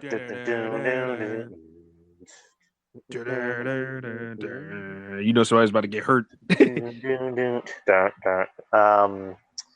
I ain't gonna lie, that theme song used to shake me as a kid, bro. Right, because the Big Boss Man was kind of like a scary. He was kind of scary. Scary man, kind of, you know. Right, in real life, people say that, you know, Ray Traylor, Big Boss Man, was like the nicest guy in the world. Yeah, but that Boss Man, like, he looked so intimidating without even trying hard, honestly. Because he looks like an actual police officer. Yeah, he does. He looks like one of those racist ones that will just pull the gun out and just empty the whole clip for no reason. Oh my god. Oh my god, the one that be on the news. But yeah, I digress. But yeah. I like D'Lo Brown's theme. The we messing with the real deal now. Take your sorry ass out on the street. What you gonna do about it? Bring it on. What you gonna do You about lost it? this Bring it technique. on. It I was mean, too bad that he ruined his career at TNA when he was with Aces and Eights. yeah, I'd rather. When he couldn't do the lowdown, I was pretty sad. Yeah, because I don't know. When I think of D'Lo Brown, I think of WWE. I mean, because again, I know he had a career outside of WWE. He was in, Smoky Mountain with, New Jack and them, but I don't know. New Jack, Natural Born Killers in ECW. Natural Born Killers. I thought that fit him. Sandman using Enter Sandman by Metallica. I thought that was cool. Oh yes. Who else? TNA themes. AJ Styles always had cool themes. I liked Abyss's theme. Oh, which one? The first one or the second one? First one. I thought the first one was good. Like that intro was very iconic. But I thought the second one wasn't bad. I thought the second one wasn't bad either. I mean, that was when I was in Florida. Right. With the bells.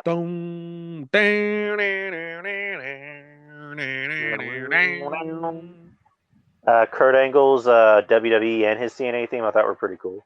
Oh yeah, both of them. Yeah. Other than that, who? I thought when Kurt Angle started to get when he started to get the kangaroo knees, I thought that theme song didn't fit him anymore. I thought he should be coming out the golf music. Yeah, he was also doing drugs. Anyways, anyways, top 10 worst. So let's get to number. Do you want to go or do you want me to go? You go ahead. So number 10, I already mentioned that I have 2 AEW songs on here. And I'll explain why I don't like them. So my number 10 is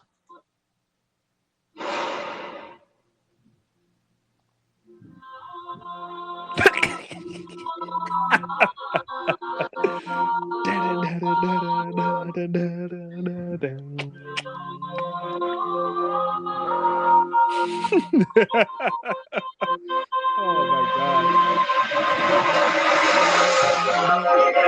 god. Oh my god.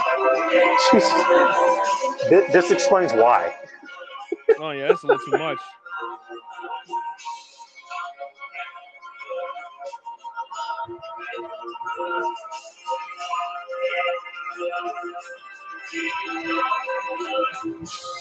Jesus Christ. Damn, this long.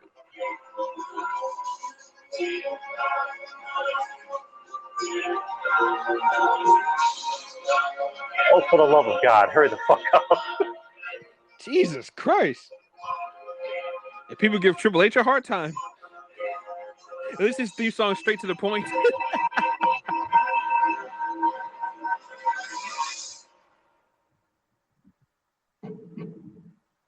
Oh my god.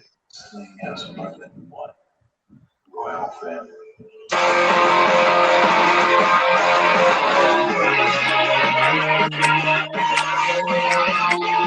He wants to be like me. He should have more simple music.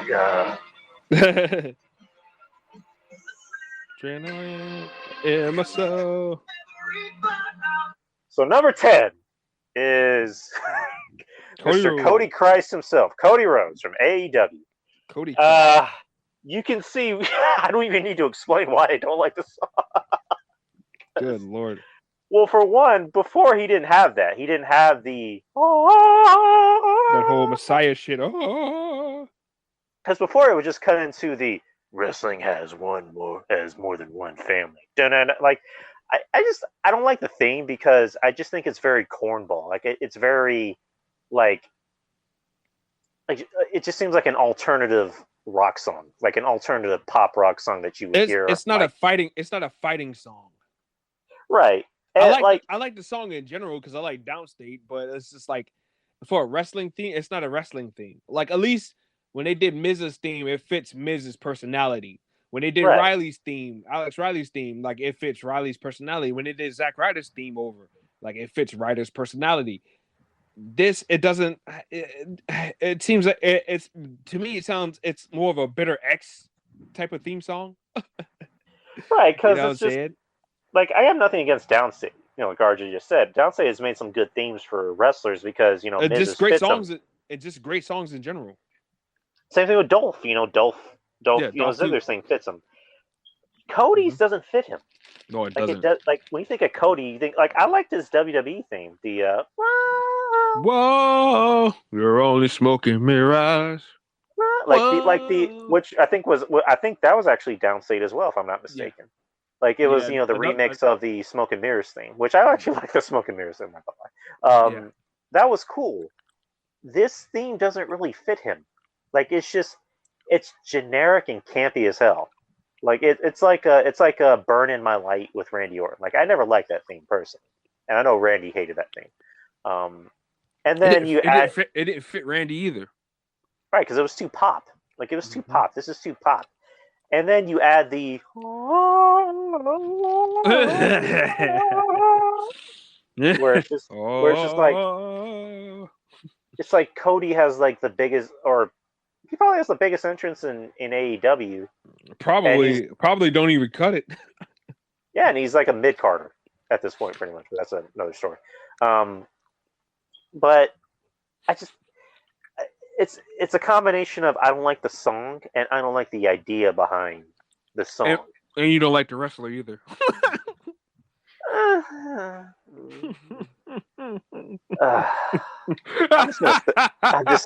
right, I'm gonna say it. I don't like Cody. I'm sorry. I tried giving Cody the benefit of the doubt. I try for the longest time. I always said, there's a lot of things wrong with AEW, but Cody seems being the only one that's actually good in the ring and that takes it seriously.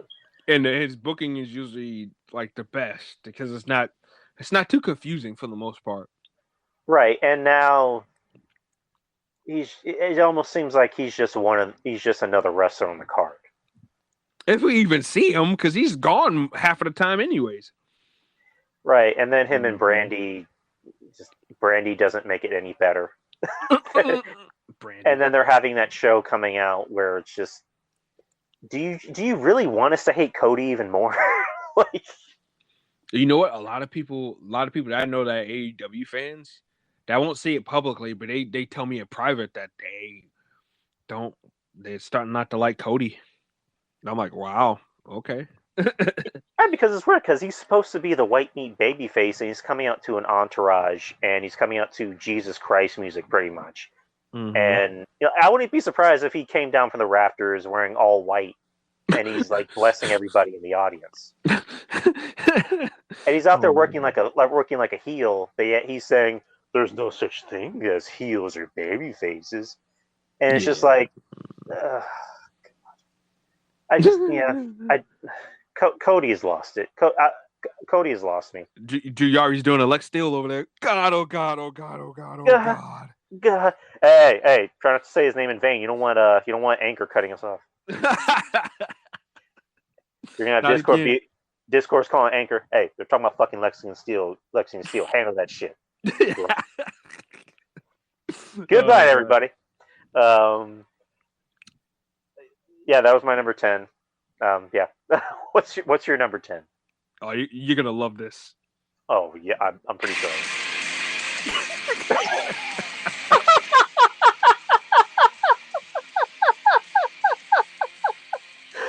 Oh my god. Oh my god.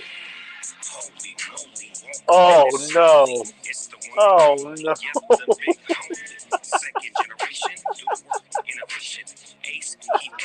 No.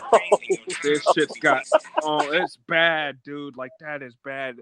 For those who don't know, and for those who, are living underneath a rock, I mean, that Snoop Dogg's remix of the Kingdom song, it's awful, bro. Like Cody Rhodes, like the song in general, it's fine. Like I said, it's a fine song. It's not a fighting song. It's not a song for wrestling. You know what I'm saying? It's not a fight. It's not a song that I believe, okay, Cody's about to come down to the ring and kick your ass. You know what I'm saying? And fight. I don't believe that. It sounds like more of a Jaded X theme song.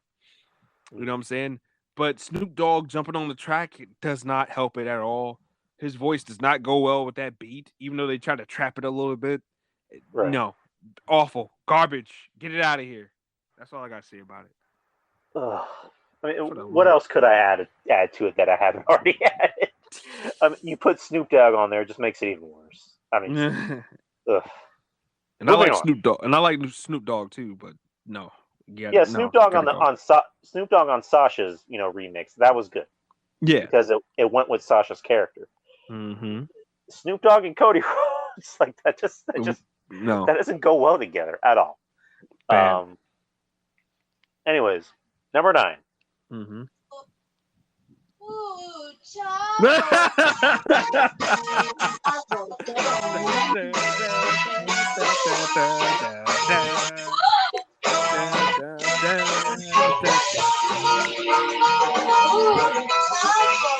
Number 9, just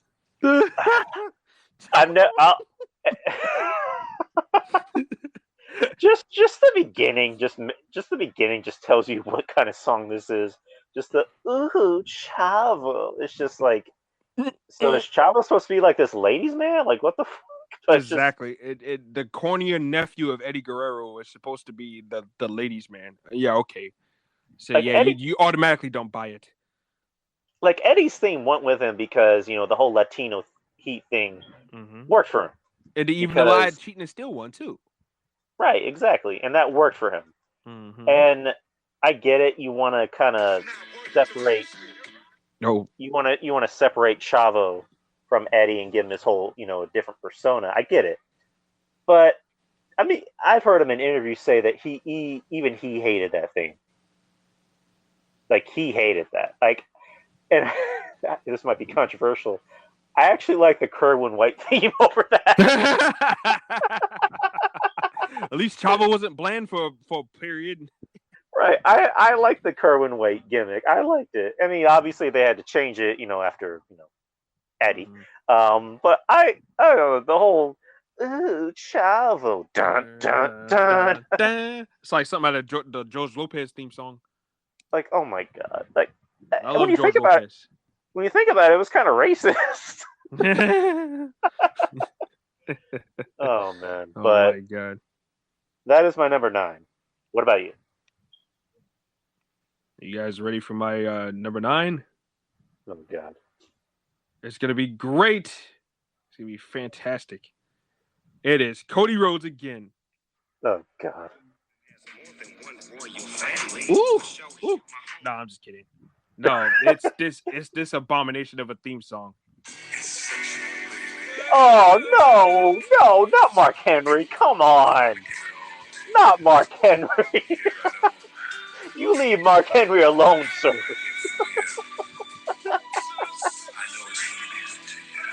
You can't tell me with a straight face that you hate that song. It's bad.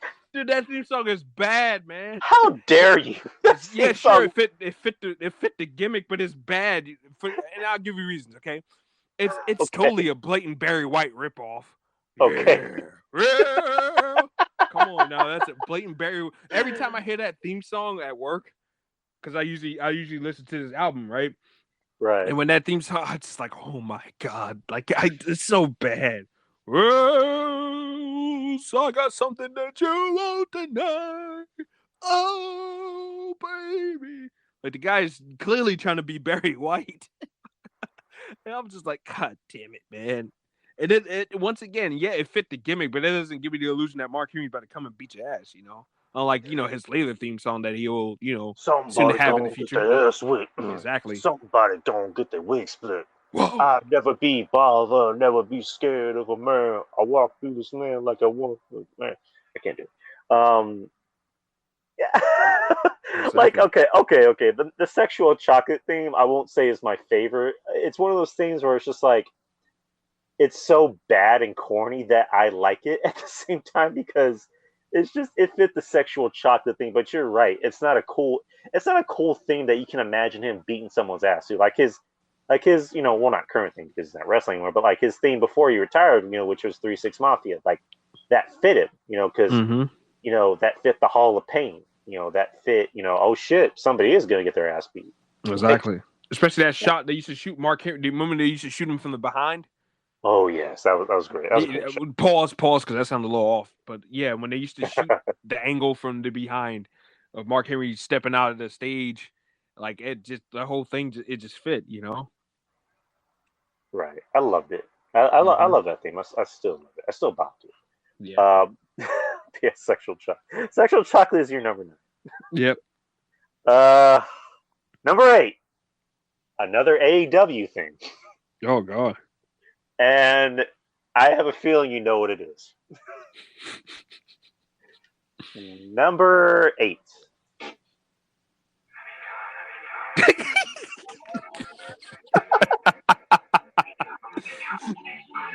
Oh god.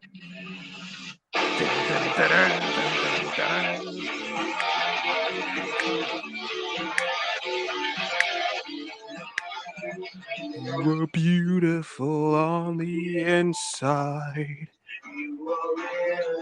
personified, and now we'll drag you down and Quick, you guys sing it right sell before you Jericho gets mad. run away. You gotta sing it twice, otherwise he gets angry. Sing it again. Sing it again, damn it! Come on. No, number 8 is Jericho's AEW theme, and let me clarify something. Okay, so I think the song by itself is fucking great. I think it's a badass song. I think it's Yes. of all the songs that Jericho has done, because he has the Fozzy band. Right. I liked Enemy. Yeah, me too. I thought Enemy was a great song. That's a song I still listen to.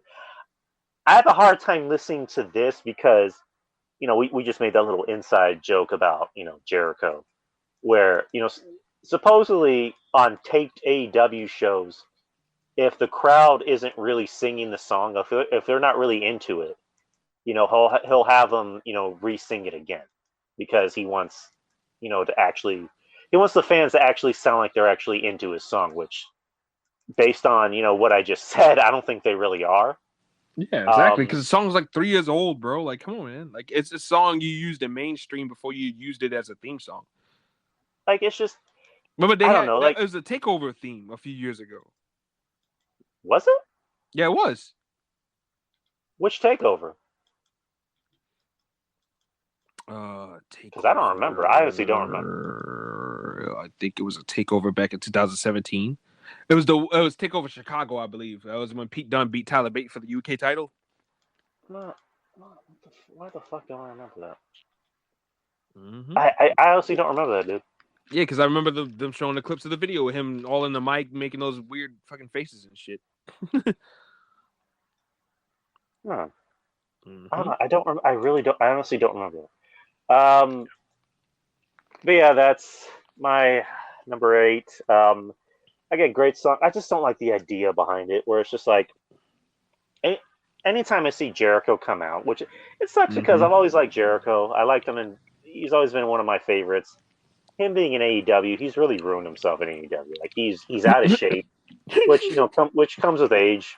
But it's just cringy seeing the quote unquote fans in the audience singing his song when they clearly don't want to. I remember that one girl last week. It was a chick with red hair. I'm not sure who that was. She was not into it at all. Right, because it's like, when he was a heel, there's baby faces and in the guard, in the stands, singing his song, and later on they're supposed to pretend that they're mad at him. It's like, what? Doesn't make any sense. Like, what the fuck? But I try to, like, it's a hard song to enjoy now, because now you think of the idea behind it. So, and plus, you hear it every week on TV now, instead of enjoying it at your own pace. So now that he's a babyface, which I mean, I have to ask you about the match on Wednesday. But now that he's babyface, now heels are going to sing his song. So, what were your overall thoughts about Blood and Guts? I thought the match was fine. I thought the finish was flat. Thank you. Like, okay, I'm keeping it short and simple. Joey Numbers had said, the one thing about AEW, don't make promises to your fans that you can't keep. Right. Like, I thought the match was okay. I mean, like, the clear blading, I just thought was kind of odd, and the fact that they're doing chair shots to the head is fucking stupid. And if I'm Tony Khan, I'm telling these motherfuckers, don't ever do that again, ever.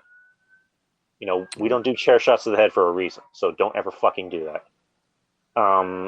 I thought the match was very one-sided. and that's not a good thing. Mm-hmm. I mean, because you saw the Inner Circle like take over the match for like a good portion, and then the ending is just MJF and Jericho on top of the cage. The whole, Jericho, or not Jericho, but MJF threatening to throw Jericho off the top of the cage, and then Inner Circle, surrendering. I thought was again flat. And then him throwing him off the cage, and you hear the announcer saying, "That's hard concrete," when it's clearly fucking cardboard.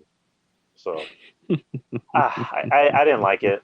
I mean, again, I don't want Jericho to be thrown on concrete, but it's like, you could have made it at least look a little bit more legit. I mean, you have the money, obviously. You could have had some, like, Hollywood people, fix it to make it look like it was legit, instead of making it clearly look like cardboard. And you saw like the subtle shot, or subtle but not so subtle shot, that Shotzi Blackheart took at Jericho.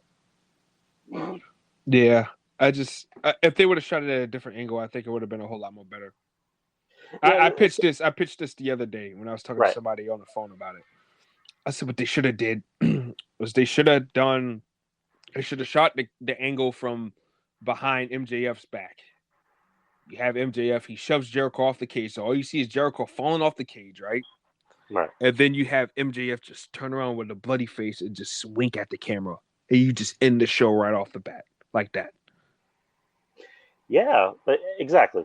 Like, that's how you go, or, the whole match was live except for the ending. Like, the ending should have been, as a matter of fact, the whole match should have just been pre-recorded. And that's how you could have pre-recorded that ending.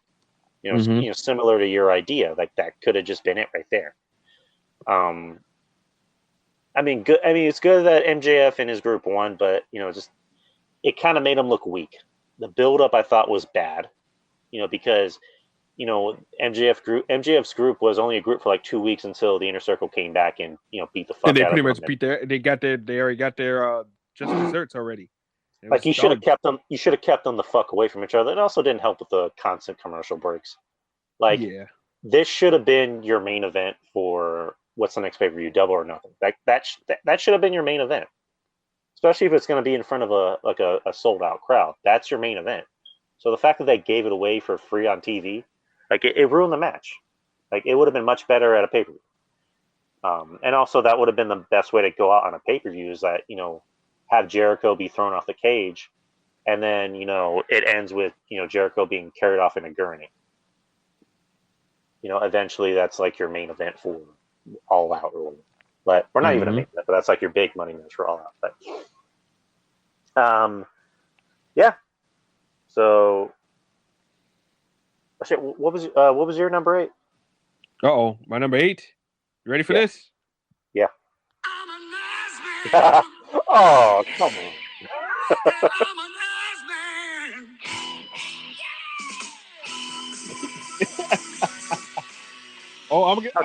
I'm gonna get to why I hate this song. Okay. I love to kiss him. I love to shove him. I love to kick him. He's got his stuff. I love his mouth.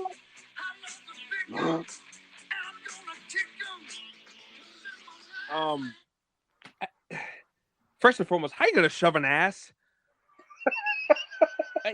That song doesn't make any sense to me. Like, I mean, I could get the context of it, right? He's a guy that's supposed to be, he kicks ass, but he likes, pounding ass too, apparently. But it's just, what? Some of the lyrics don't make any sense, bro. And it's just like, I don't know, like, it's one of those things where it's just like, I can't take Billy Gunn seriously when he coming out to the theme song. I just can't. Like, it's just bad, bro. Oh, it's just bad. But that's my opinion, though. This is my opinion. But Ass Man has to go on the list. I like the one theme. I thought the one theme was pretty cool. Yeah, though. I thought it was good, too. Wah, wah, wah. Wah, wah, doo-doo. But yeah, I agree. The lyrics don't make any sense, but whatever. It's just an opinion. Right. My number 7, a lot of people probably won't recognize. I'll just let you hear it first. Hopefully this is the right one.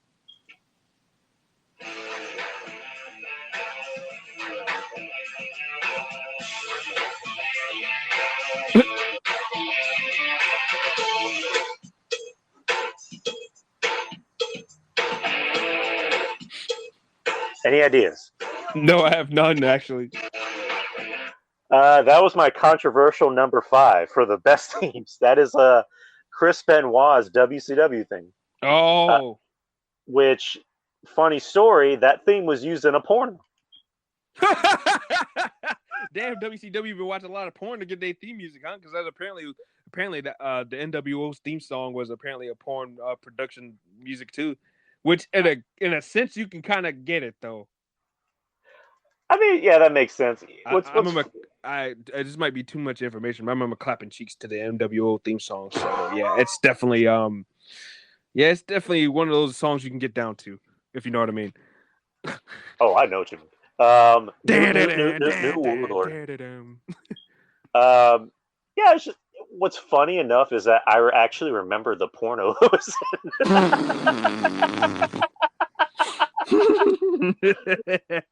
I'm not gonna lie, I remember it because I remember it was just one of those generic pornos that you would see on like channel 99 when we had like the hot box.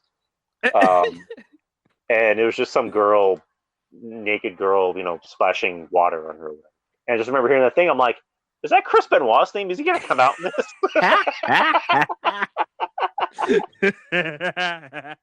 And funny enough, he did an interview like 2 or 3 months before, what happened.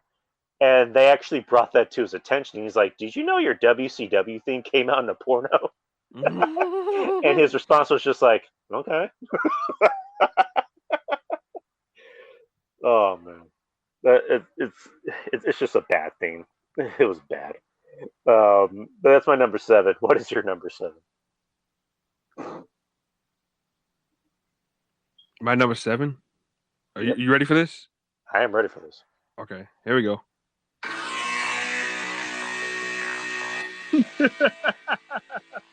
Uh-oh. Oh. Uh-oh.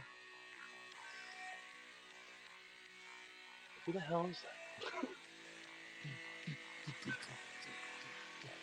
that? Oh.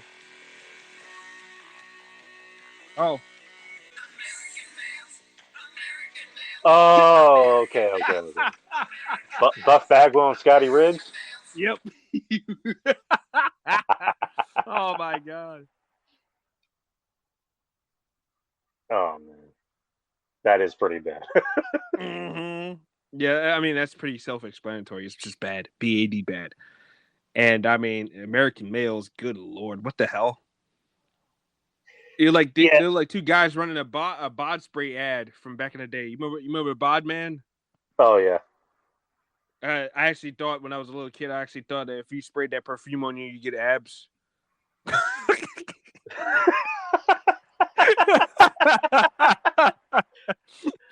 remember spraying that on me, and I asked my mama. I said, "Why don't I look like the man on TV?" She said, "What are you talking about?" I said, I was supposed to have the lines right here on my stomach like the man on TV. And she goes, huh? And I said, I'll show you. I'll show you when the next commercial comes on. And then because he used to run the ad during Raw and like during, WWE and stuff like that. I do believe WWE was like a sponsor. They were a sponsor for WWE. And when the commercial came on again, and I said, Mom, come here. I said, that's what I'm talking about right there. And she said, what? She said, boy, you're not getting abs by spraying no perfume. She just laughed at me. It was funny. I was like, oh. I said, well, that's what they portrayed on TV. If you spray the perfume on you, you get abs. The TV lied. The man on TV lied. Just, oh my, yeah, that thing is pretty cringe. Mm-hmm. So that's your number 7. Mm-hmm. Number 6 for me. You ready for this? Yep. All right, number 6.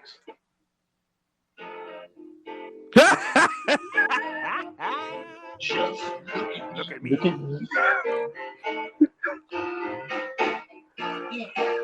Oh my God.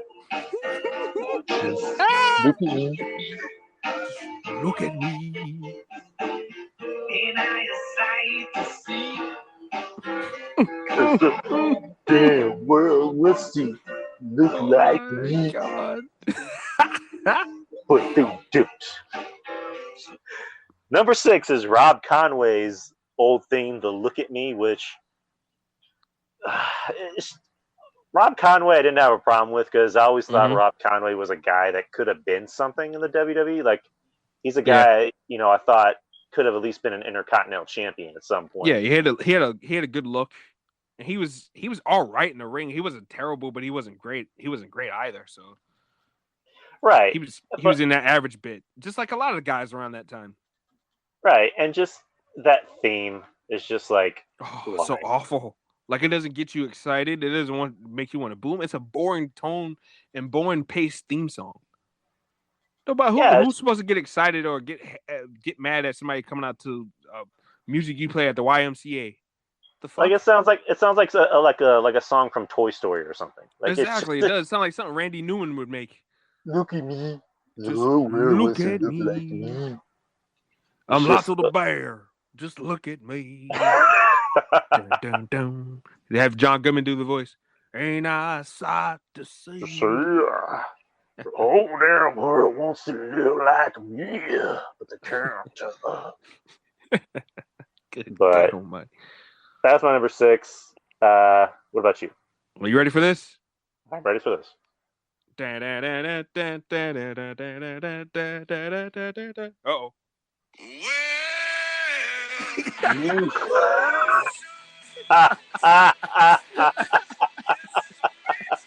Oh my God. Just cringe. Well, oh my God, I hate every time that theme song used to go. Like, even when I was a kid, every time that theme song would go, well, I gotta go to the bathroom. So that's another reason why I like Kevin Castle right off the gate too, because he felt the same way. But I felt that way ever since I was a child, because I was sick. By the time I was like 10, I was already sick and tired of the Big Show flip flop and turning heel babyface, do the same old shtick over and over again. So every time I used to hear that theme song, oh God, just bad. Yeah, because it's just like it doesn't fit with him. It's because I remember Hurricane Helms made a really good analogy about theme songs, where it's like, imagine watching Friday the 13th and you see Jason Voorhees come out, and all of a sudden you hear, "Well, it's the big Jason." It's just like it doesn't strike fear in people. It's like, Brock Lesnar theme. It fits him because as soon as you hear that theme, shit's about to go down. When you hear Big Show, it's like, not. It's like with The Rock. It's like, well, I gotta go take a leak because this guy sucks. Exactly. Like, I just, it's never been a Big Show fan. Not even when he was in WCW as the Giant. I just never liked the Big Show. His constant, heel turn, face turn, heel turn, face turn, heel turn, face turn, heel turn, face turn. Never been a fan of it. Oh, man. But now we're going to the top 5 people. Top 5. Top 5. Worst of the worst. Which is actually a show I have with Ruben. So listen to that. We just did an episode. Worst of the worst. We're reviewing that. Anyways, number 5. Are you ready for this? Yes, sir. Here comes the money. Oh, God. The money. Money, money, money, money, money, money, money. Ching, ching, bling, bling, with the chatter. You ain't talking money, then you're talking no matter. Ching, ching, bling, bling, patting pockets. You make the dollar, can it stand, so stop it. Here comes the kid on the box. Hold on, your neck. Number 5 is Shane O'Mac. Here Comes the Money, which, okay, Shane legit likes to wear, designer sneakers. He likes to wear Air Jordans to the ring. And, in real life, people describe him as a very chill and relaxed rich dude. And I'm pretty sure he likes, listening to rap music, old school thing or whatever. But it's just kind of corny at this point. Yeah, it is. Like, it's played out. It is played up. This is like, are we supposed to believe this 50-year-old man, is coming out to this? It's corny and played out. I hate the theme. It's just like, I like Shane as the person because Shane is the more likable McMahon out of everybody. But, he, for the longest time, he wore out his welcome because, he was constantly on TV and, he, which I don't know if that was against his own will, because I can't imagine Shane being someone going, I need to be on TV. I need to take a spot over this guy. Like, I'm pretty sure that was the company, Vince saying, we need you in this spot. We need you in this spot. Shane, had the wherewithal to pretty much say, I'm done. Don't put me on TV anymore. I just want to work in the back. So, it's just a very cornball thing. It got played out. I wasn't too crazy about it even when he first started using it, back when back before his hair went gray. But I just, not a fan of it. That's my number 5. What's your number 5? Oh, here we go. You ready for this? Go ahead. Hey, you can't choose the Big Show again. I mean, come on, Drew. Like, that's all you need. That's all you need to hear before you just go like, "Oh God, again." Like, okay, remember when Kevin Owens, the last time Big Show showed up on TV, Kevin Owens and Samoa Joe was teasing they was teasing a surprise partner. I was like, okay, like maybe they got somebody from NXT coming up in a nice big spot to go up against Rollins, this, that, and the other. I'm like, okay, cool. It's gonna be cool. Then this damn. I'm like, oh, enough. Goodbye already. Get out of here, man. Like, seriously, man. Well, oh, back to back Big Show. Well, like that theme song is cringy, bro. Well, I'll tell you something you should know. Blah blah blah blah blah blah blah. It's so bad. The song's so. Promise you know the Big Show. I'll pick you up and toss you in the ground. Like, come on, man. Oh, bad. Well, that's the Big Show. Yeah, please threaten me. God. Ugh, awful. Just bad. Get out of here. Big Show. Well, fuck. Oh. Yeah, you're getting mad about this. I can't stand Big Show. I just had to get it off my chest. And that's the point of this podcast, is to get your feelings out in the forefront. Yeah, I gotta let everyone know that you hate the Big Show. I hate the Big Show. I mean, I don't hate Paul White the man. I hate the Big Show character. Right. And now he's Paul White in AEW. He's the White Show. If it ain't white, it ain't right.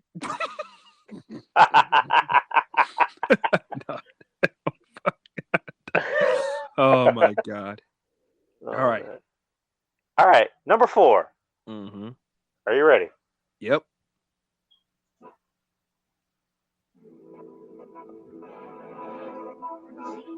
What? No. Okay, this is the extended version, obviously. What? No. Oh. Oh no. Shut up! Yes. Get out. We took AJ and Daniel Bryan last year. Get out! Get out. My number. Just like RJ had back-to-back Big Shows, I had back-to-back McMahons. Number 4 is Vince McMahon's No Chance in Hell. Wow. Again, like Shane's, it's a very played-out theme. It debuted back in the 90s or late 90s when he was, doing his feud with Austin and the corporation. I'm not a fan of it. I think it's very, again, played out, very cringeworthy. I can't imagine Vince really caring about music, or even listening to music for that matter. No, he doesn't strike me as a music guy. It's like, play that hippity hop, huh? Is that hip hop? Is that what the kids like? Huh? Give it to me. Give it to me, damn it! Give it to me. Is that what that little Nas X thing? That little Nas guy, that X guy thinks? Give it to me. The guy with the titties, I seen him. Titties. Tell me when he made it. Paul, who's Notorious Big? Who's Notorious Big? I want want to have him play me out to the ring. Vince, that's Notorious B.I.G. passed away years ago. Have him play me out to the ring anyway. Damn it, Mr. Man. Damn it. That's what I want. You can give me what I want. People want. I care what I want. Okay, what I want. Damn it. All right, I can't do too much of that. It's gonna kill me. No, but what? I see. Yeah, the throat's gonna be taking damage. But yeah, that's my number 4, Vince. Vince as a character, works. He was the biggest heel in wrestling in the '90s. Him and Austin had that feud that was just like skyrocketed WWF into stardom. They got to be a publicly traded company, but just I don't know. Vince needs to not be on TV anymore, especially how we're seeing him now. Him and his eyebrows need to not be on TV anymore. And those red lips, like what is going on? Jesus. Yeah. What is your number 4? This is probably the first. Well, this ain't the first AEW song. This will be the second one. This song does not fit this man whatsoever, and it's a horrible rap song. I think I know what it is.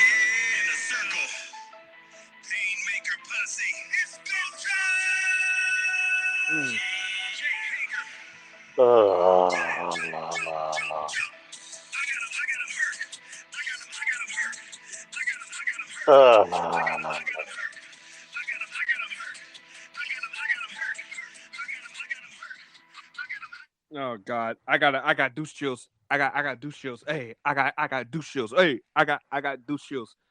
Jake Hager, first and foremost, he's so uncool to come out to a rap song. Like, he's so uncool. He's so corny. No confidence. He just shits on the mic. He's been in wrestling for almost 20 years.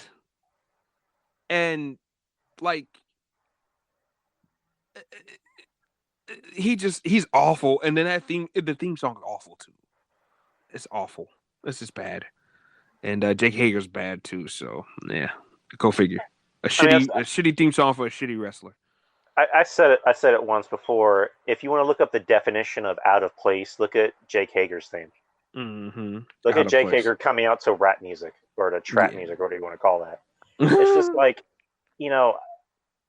Sammy Guevara's theme, grew on me because it's like, this is kind of out of place. Okay, it makes sense because Sammy Guevara is kind of like he's very out there as far as like his gimmick or whatever. So that works for him. Mm-hmm. But yeah, his gimmick is just like, it's again, Jake Hager or Jack Swagger, whatever you want to call him, he's never been cool. Exactly. When he was in WWE, the only time he was ever over, it was when he was doing the We the People skit, with Zeb with Zeb Coulter. That was the only time he was actually ever over because Zeb Coulter made him look interesting. But after that, he's never been interesting. He's never been cool. I mean, I'm pretty sure he's a tough guy because he actually has a good fighting record in MMA, so can't shit on him for that. But it's just he doesn't look cool. He doesn't sound cool when he talks, and he's boring as shit to watch. He is boring. BORING, boring. He puts the bore in boring. It's like Jesus. All right, top 3. All right, number 3.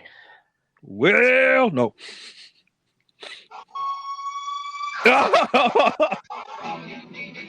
Yes.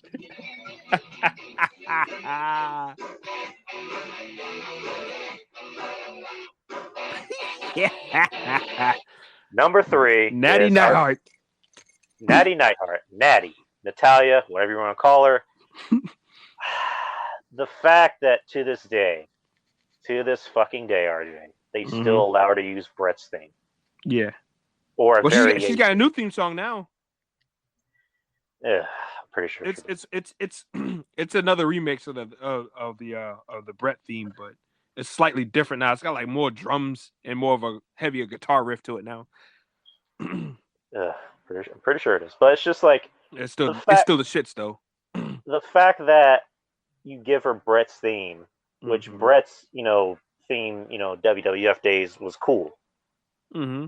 and then you decide to fuck it up and give it to Natty for whatever reason. So, And you know what? To be fair though, I even thought the Return of the Hitman song that they gave him back in 2010, I thought that was actually pretty good too. I thought that was a pretty nice version of the song.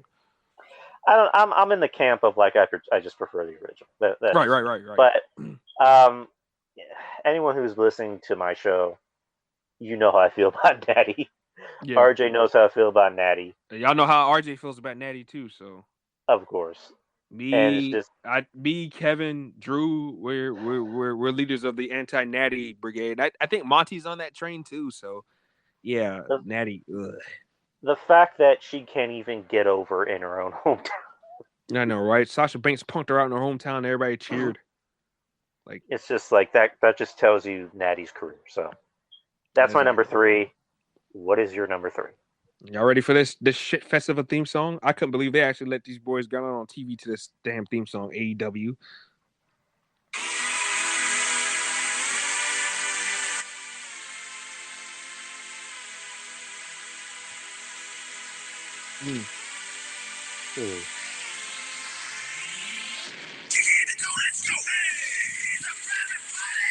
Oh, okay.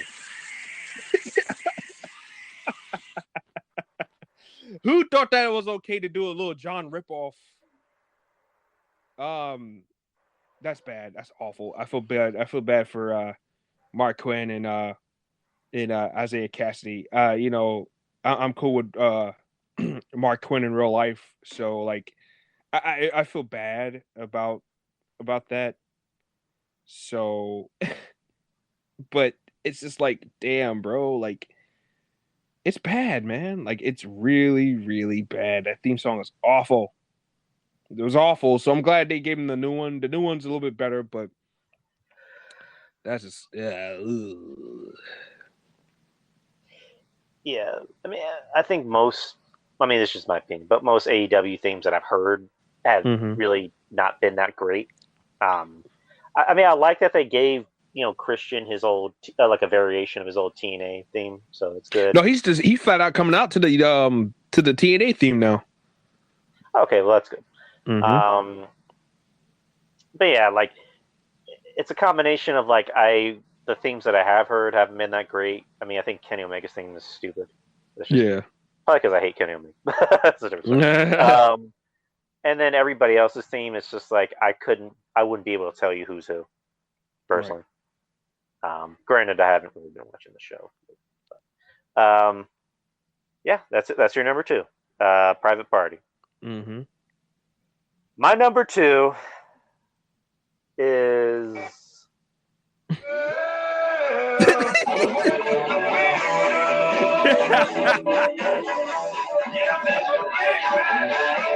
Which I was actually kind of. I was when you chose that, I'm like, you son of a bitch. That was mine. That was my number 2. The Big Show. Well, to be fair, Big Show would have made it a little bit more higher, on the list. But here's the thing.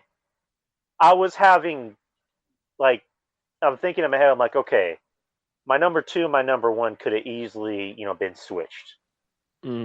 Because they're equally as bad in my opinion. And my number 1, I don't even think you're going to guess. But I think Big Show easily could have been number 1. And my number 1 could have been number 2. But yeah. I don't know. It's just, yeah, again, we already talked about it. Big Show, it's a corny theme. And he's already corny in himself. And just the theme, just the thought of it is just like, this is supposed to be a badass theme. This is supposed to be fight music. Like, and granted, it depends on the gimmick. Goldust had his, music because Goldust wasn't a fighter. But Big Show's supposed to be this big monster. He's supposed to have big monster music that's supposed to like get you pumped up. And yeah, you have this. So I don't know. But that's my number 2. What is your number 2? My number 2? The world's largest love machine. Viscera.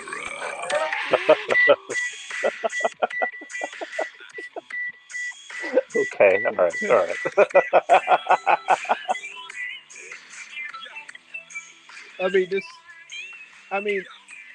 It's bad, bro.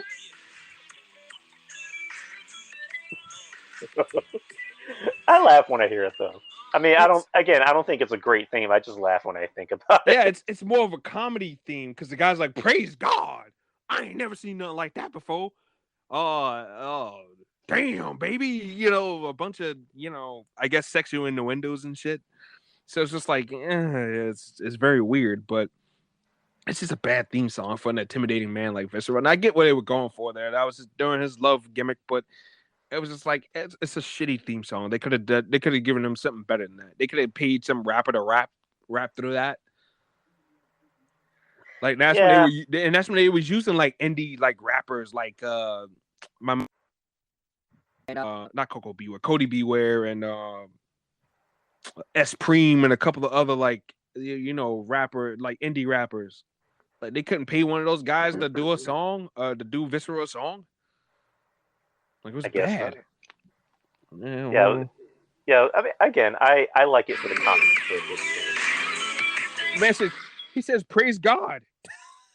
If anyone doesn't remember, Viscera did a gimmick where, you know, again, he's the world's largest love machine. Him and Lillian Garcia were in a relationship on TV. He butt fucked Matt Hardy at the Royal Rumble. That was fun. and there's that story that Teddy Long tells where he would just take Viagra and not even really do anything. He would just sit there in the locker room with a freaking like an erection, and it's just like Viscera's already a big motherfucker. Can you imagine? Just I don't even want to imagine that. I mean, rest in peace, Viscera. Yeah, but we understand what that song was for. But yeah, it was corny as shit. Yeah, man, it was bad. All right, number one. Uh-huh. This is a former TNA guy. Mm-hmm. Who was in WWE for a hot minute. And I thought he was going to be something at least, maybe like an Intercontinental Champion, U.S. Champion. Mm-hmm. But for whatever reason, they changed his name and they gave him this piece of shit music. You're going down, watch me do what I do, laying down, oh God, man. Oh my God. My number one is Marcus Corvan, formerly known as Monty Brown in TNA. Well, Monty Brown's his actual name, but when they brought him to WWE, I was actually pretty pumped they were going to bring him to WWE because I'm like, okay, I liked him in TNA. I liked his work. Yeah, TNA dropped the ball with him big time. Oh yeah, even Jeff Jarrett admitted that, even though Jeff Jarrett was on that one that buried him. But anyways, when he came to WWE, I'm like, okay, this could be a guy that could be something with the company. Like he could be, you know, maybe not a main eventer, but again, I disagree. I think he could have been a main eventer. Okay, that Pounce, oh my God, that Pounce is over like a motherfucker, bro. Right, but it just, I thought he could have been something, and then they decided to change his name for whatever reason, even though Monty Brown's actual name. Yeah, I think it was just something that they wanted to have just in case there was no problems. I guess it was a protection thing on their part. Right, and then they give him that theme. Yeah, that was bad. You're going down, down, down. Watch me do just what I do. Da da da da. It's like I'm surprised they didn't have him go out there tap dancing to the fucking ring. Oh my God! I think he probably would have quit. I mean, he did eventually. He wasn't even there for a year. That was because family. That was more of a family thing. It was not because WWE dropped the ball on him. Because in fact, he was still whooping ass until he left. So it's not a thing where he was getting jobbed left and right, and then next thing you know, like he's gone. It was also of a thing. It was, his sister was sick and she had children that needed to be taken care of, and I guess he was like the only relative that can do it, and so he did it. So you have to respect him for that. I mean, he sacrificed his career to raise, help out his family. So you got to respect that. Fair enough. Because I honestly didn't know that until you told me. So fair enough. Yeah. My respect goes up for Monty Brown.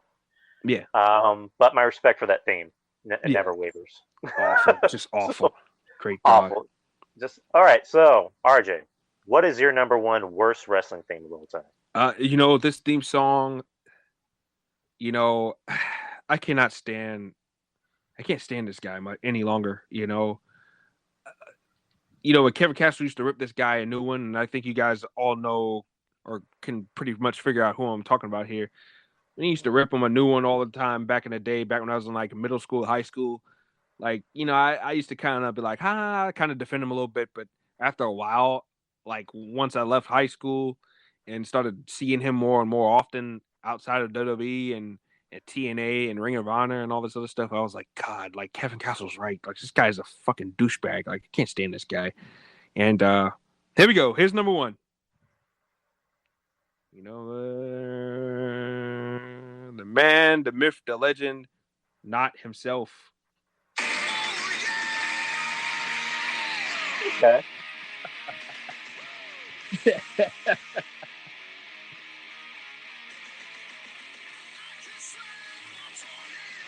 I could slap a tornado.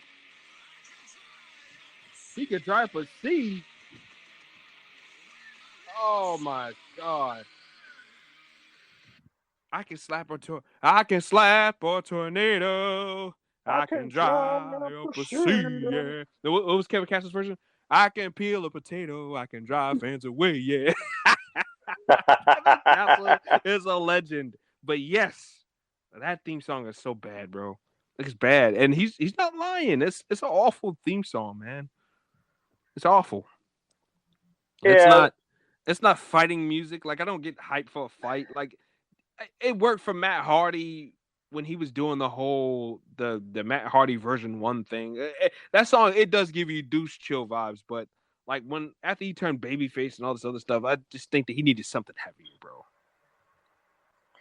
Yeah, it was never my cup of tea because the Hardy Boys theme in general is just it's a dope song. It's a song that when you think of that, you think of the Hardys, think of Jeff mainly. With Matt, it wasn't a good song for him, but I think it fit his personality because again, he's kind of a douche. The character that he was portraying he's kind of a cocky, arrogant douche. Right. So. Yeah, I mean, okay. I mean, it wasn't really one of my favorites, but I can see why you didn't like it. And for some reason, I can't remember, Kevin ever saying that. But I can picture. Oh, hold on. I got you.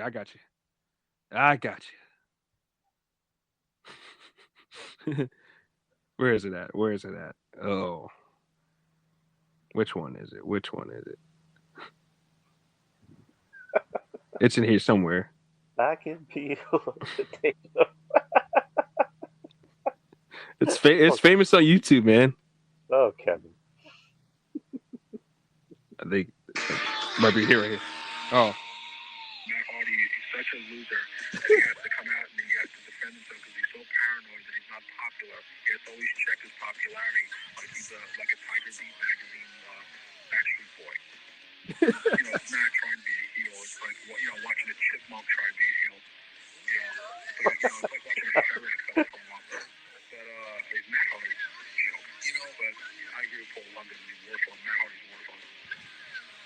But Matt Hardy's we learned from Paul London. A lot of people hate Matt Hardy. I hate Matt Hardy. I find it very easy to go after Matt Hardy with no reason. but it's for a different Oh my reason. goodness. A lot of people dislike Matt Hardy's because they don't want to see him on TV. They dislike Matt Hardy for wearing a rat tail hairstyle. Oh my God. Is like an 18-year-old. Matt Hardy's the most immature 34-year-old in the human life. I would never want to work with this guy. Matt Hardy's always got to be in the mix with something. He's got to be in some drama with some girl. He's got to like a girl and his friends are dating. There's always some drama with Matt. You would think that Jeff was a drama guy, but Jeff closes his own drama. Matt's always in everybody else's drama. Straight up, I don't like Matt Hardy. I think he's a phony. He's a fake. I don't like him. Matt has to go online like a child, like a 35-year-old baby, and tell all his fans, Paul London is this and that, and call him names and say this and that, and he's jealous of me, and he's like, you're only helping my heel character. I'm like, nah, Matt is so full of shit because he would have done that, just like he did with Edge. Has anybody seen the pattern of Matt Hardy here? He has to date someone in the locker room. Someone else is involved with that person, either before or thereafter. Matt has to be in a love triangle. Is that Matt Hardy's talking about? He can't date somebody outside the business? Jeff's only bad thing in his life is he has a piece of shit brother like Matt Hardy. Oh my God. Where's the one? Where's the one when he did the song? It might be this one. Hold on.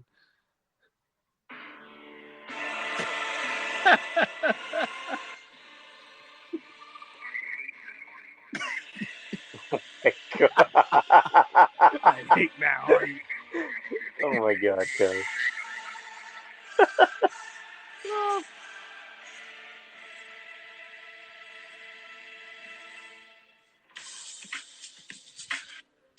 Matt Hardy's a subpar talent. He has a horrible look. That greasy, by the way, Matt's hair is gone. Did you see how last night when it was wet? He's all bald. He's cut your hair, man. Losing your hair, you cut your hair. You show Mike stuff to learn that. And he's got this greasy, lethal look. He's definitely the ugly stickhead, and he doesn't have his brother's looks or charisma. And Jeff learned how to cut a promo. Matt still does. And I would give it that Matt.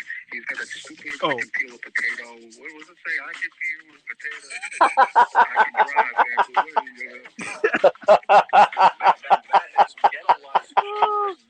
Matt get a light Hardy. I gotta tell Kevin. Of course, Matt doesn't live in the basement of his parents' house. Seriously, what a fucking loser. Okay, all right. I would rather chill. Now, for anybody that gets on Kevin about, oh well, Matt Hardy's got the big compound. This stuff was like from 15 years ago, so take that in mind too. When Matt Hardy was in WWE before the last time. I'm pretty sure Matt. I'm not Matt. I'm pretty sure Kevin still feels the same way, but we're. Oh man, that's too funny. Kev, yeah, Kev, the Kevin Castle we paid money for. Yeah, exactly. Just like our episode we did with him, Monty, and you, and where he just started going to town on everybody. Yeah, I know, right? That was great. I gotta go back and listen to that again. The what is it? The infamous Melissa Etheridge. Pete Dunne. Oh, Pete Dunne got it the worst that night.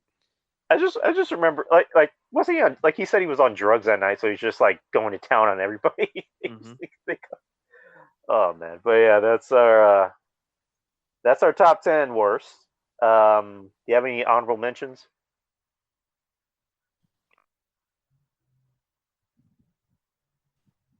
No, not off the top of my head, I don't. I didn't hear you. What'd you say? I don't. What about you? I have one that it's kind of in the same category as Sexual Chocolate, where it's so bad that I kind of like it at the same time. But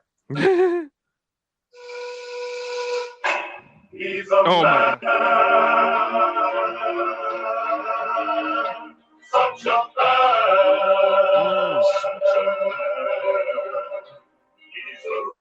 yeah, William Regal or Steven Regal, I guess we're gonna call him. Steven Regal.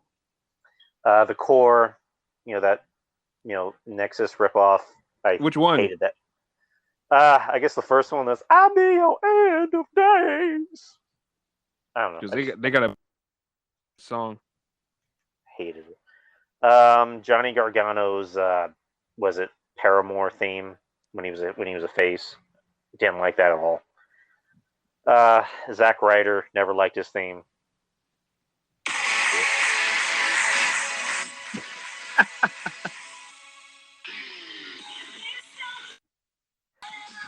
Nah. God, no. Oh my God. It's like, whatever you do, don't play that in front of John Draper. I'm telling you that much. Which John Draper actually gave you a shout out when I was on Breaking the Apocalypse.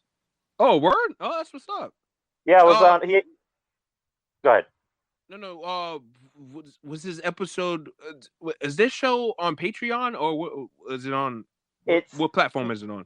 Okay, so there's a free version on Spreaker, but it's like a half version.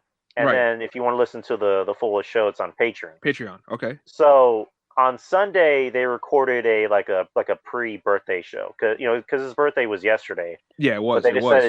But they decided, which again, happy birthday to John Draper. Right. Sunday they decided to do I think it's like a fucking almost like an 8-hour show, just bringing on countless guests. They had Jason Solomon on, which was pretty cool. Mm-hmm. And they had a bunch of other guests. So John actually invited me on the show, which I thought was pretty cool that he invited me. Mm-hmm. I came on, we talked for a bit, I talked about you. I just said, hey, I'm doing a show with RJ, and John's like, yeah, I know him. Yeah, I see him on social media. Cool Yeah. guy. So yeah. That's what's up. That's what's up. Yeah, I've talked to Draper a couple of times. It's been in passing, but yeah, like he's a cool dude, just like his brother, man. Both of those guys are cool dudes, man, and I like them both a lot. And I learned a lot from a lot of those guys, man. So like, definitely, that's very humbling, you know. Yeah, my uncles, Uncle John and Uncle Draper and Uncle Kevin. Yeah, exactly. Those are the two guys that I hang out with, and you probably look on the surface and be like, what is like, what would some dude from Brooklyn have to do with these two tatted up dudes that are in the heavy and hardcore scene, you know? But yeah, it's like well, for me, it's like, what is a 30-something-year-old kid from Texas have anything to do with two Brooklyn dudes, you know, with tattoos and listen to heavy metal? Yeah, you know, but you know, surprisingly, you know, it's weird at this point. I never thought I'd get at this point where I can consider, you know, Kevin Castle a friend. I can consider John Draper a friend. You know, when, you know, years ago I was just listening to their show. I was listening to DTKC on Epic Sports on YouTube, and exactly. You know, I'm still a fan, but now I'm at a point where he calls me his friend. I call him my friend. You know, same thing with Draper. I would listen to Soup every Thursday. I would never miss a show. You know, I would just hear John Draper, you know, just chop it up and just making me laugh my ass off, and he still makes me laugh my ass off. But now I'm at a point where he considers me a friend, and I can consider him my friend. So it's crazy how life works. Yeah, and the same thing with like Kevin doing the shows with him. Like it's always surreal. Like it's like, dude, like I was just listening to this guy as a fan, like as a 16-year-old, 17-year-old fan. Now fast forward, I'm 26 and I'm on a show with him. Like this shit's crazy. Like this is crazy, man. Like what? I mean, that just shows, you know, the non-ego that someone like Kevin has. That he's willing to, you know, do a show with a couple of young punks like us. Yeah, exactly. Right. And that's you know, that's legendary stuff. That's stuff that people will always remember you for. You know. Exactly. Yeah, we're blessed. I don't use that word a lot, but you know, I'm blessed. Yeah, me neither. But other than that, that's the show. We went through a list. We're like in 2 hours and 42 minutes. Jesus. But it was fun, especially getting to the worst list. That was a lot of fun. Yeah, I know, right? Oh man. But go ahead and plug your stuff, dude. Hey, you can follow me on Twitter at LowRJ Unlimited. Podcast, Brother Monty podcast.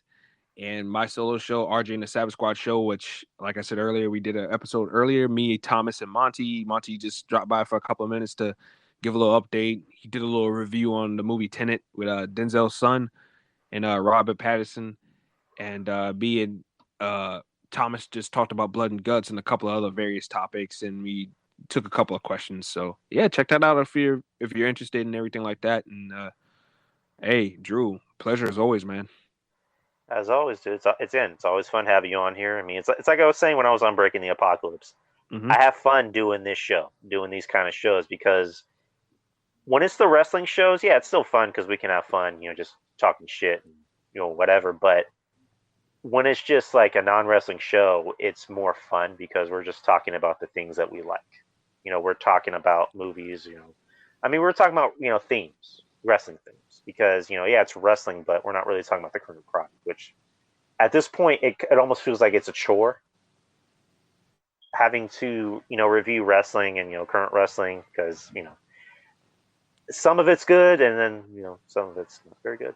But again, it's always fun doing these shows with you, man, doing, you know, shows with Ruben, doing the show with Jeff. Like this show, I will be doing like Twitter polls. I mean, these shows will be every other week because, you know, we need a week to recharge, you know, to come up with some better ideas. I mean, we're like the Raw creative team at this point. So we need to really think about what we're going to talk about on these shows. So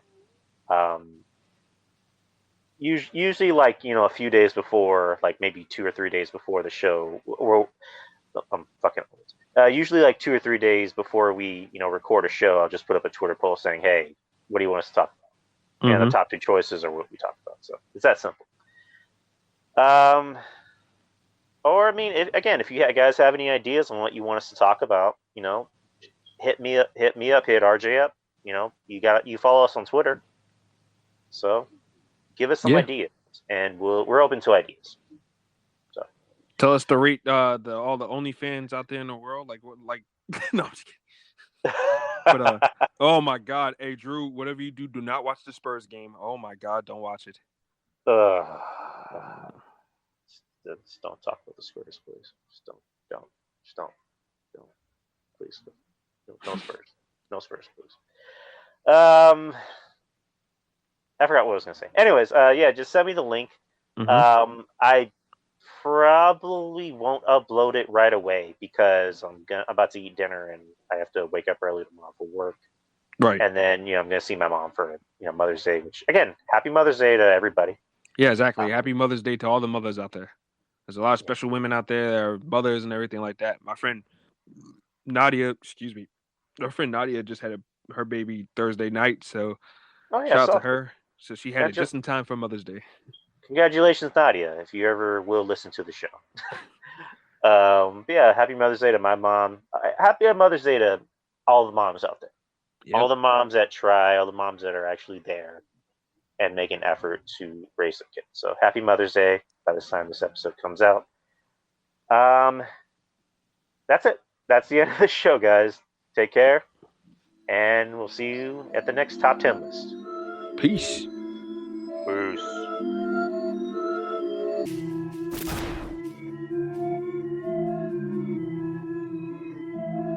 The Drew Yari Show. It's Drew Yari. It's Drew Yari. The Drew Yari Show. It's Drew Yari. It's Drew Yari. The Drew Yari Show. It's Drew Yari. The Drew Yari Show. It's Drew Yari. The Drew Yari Show.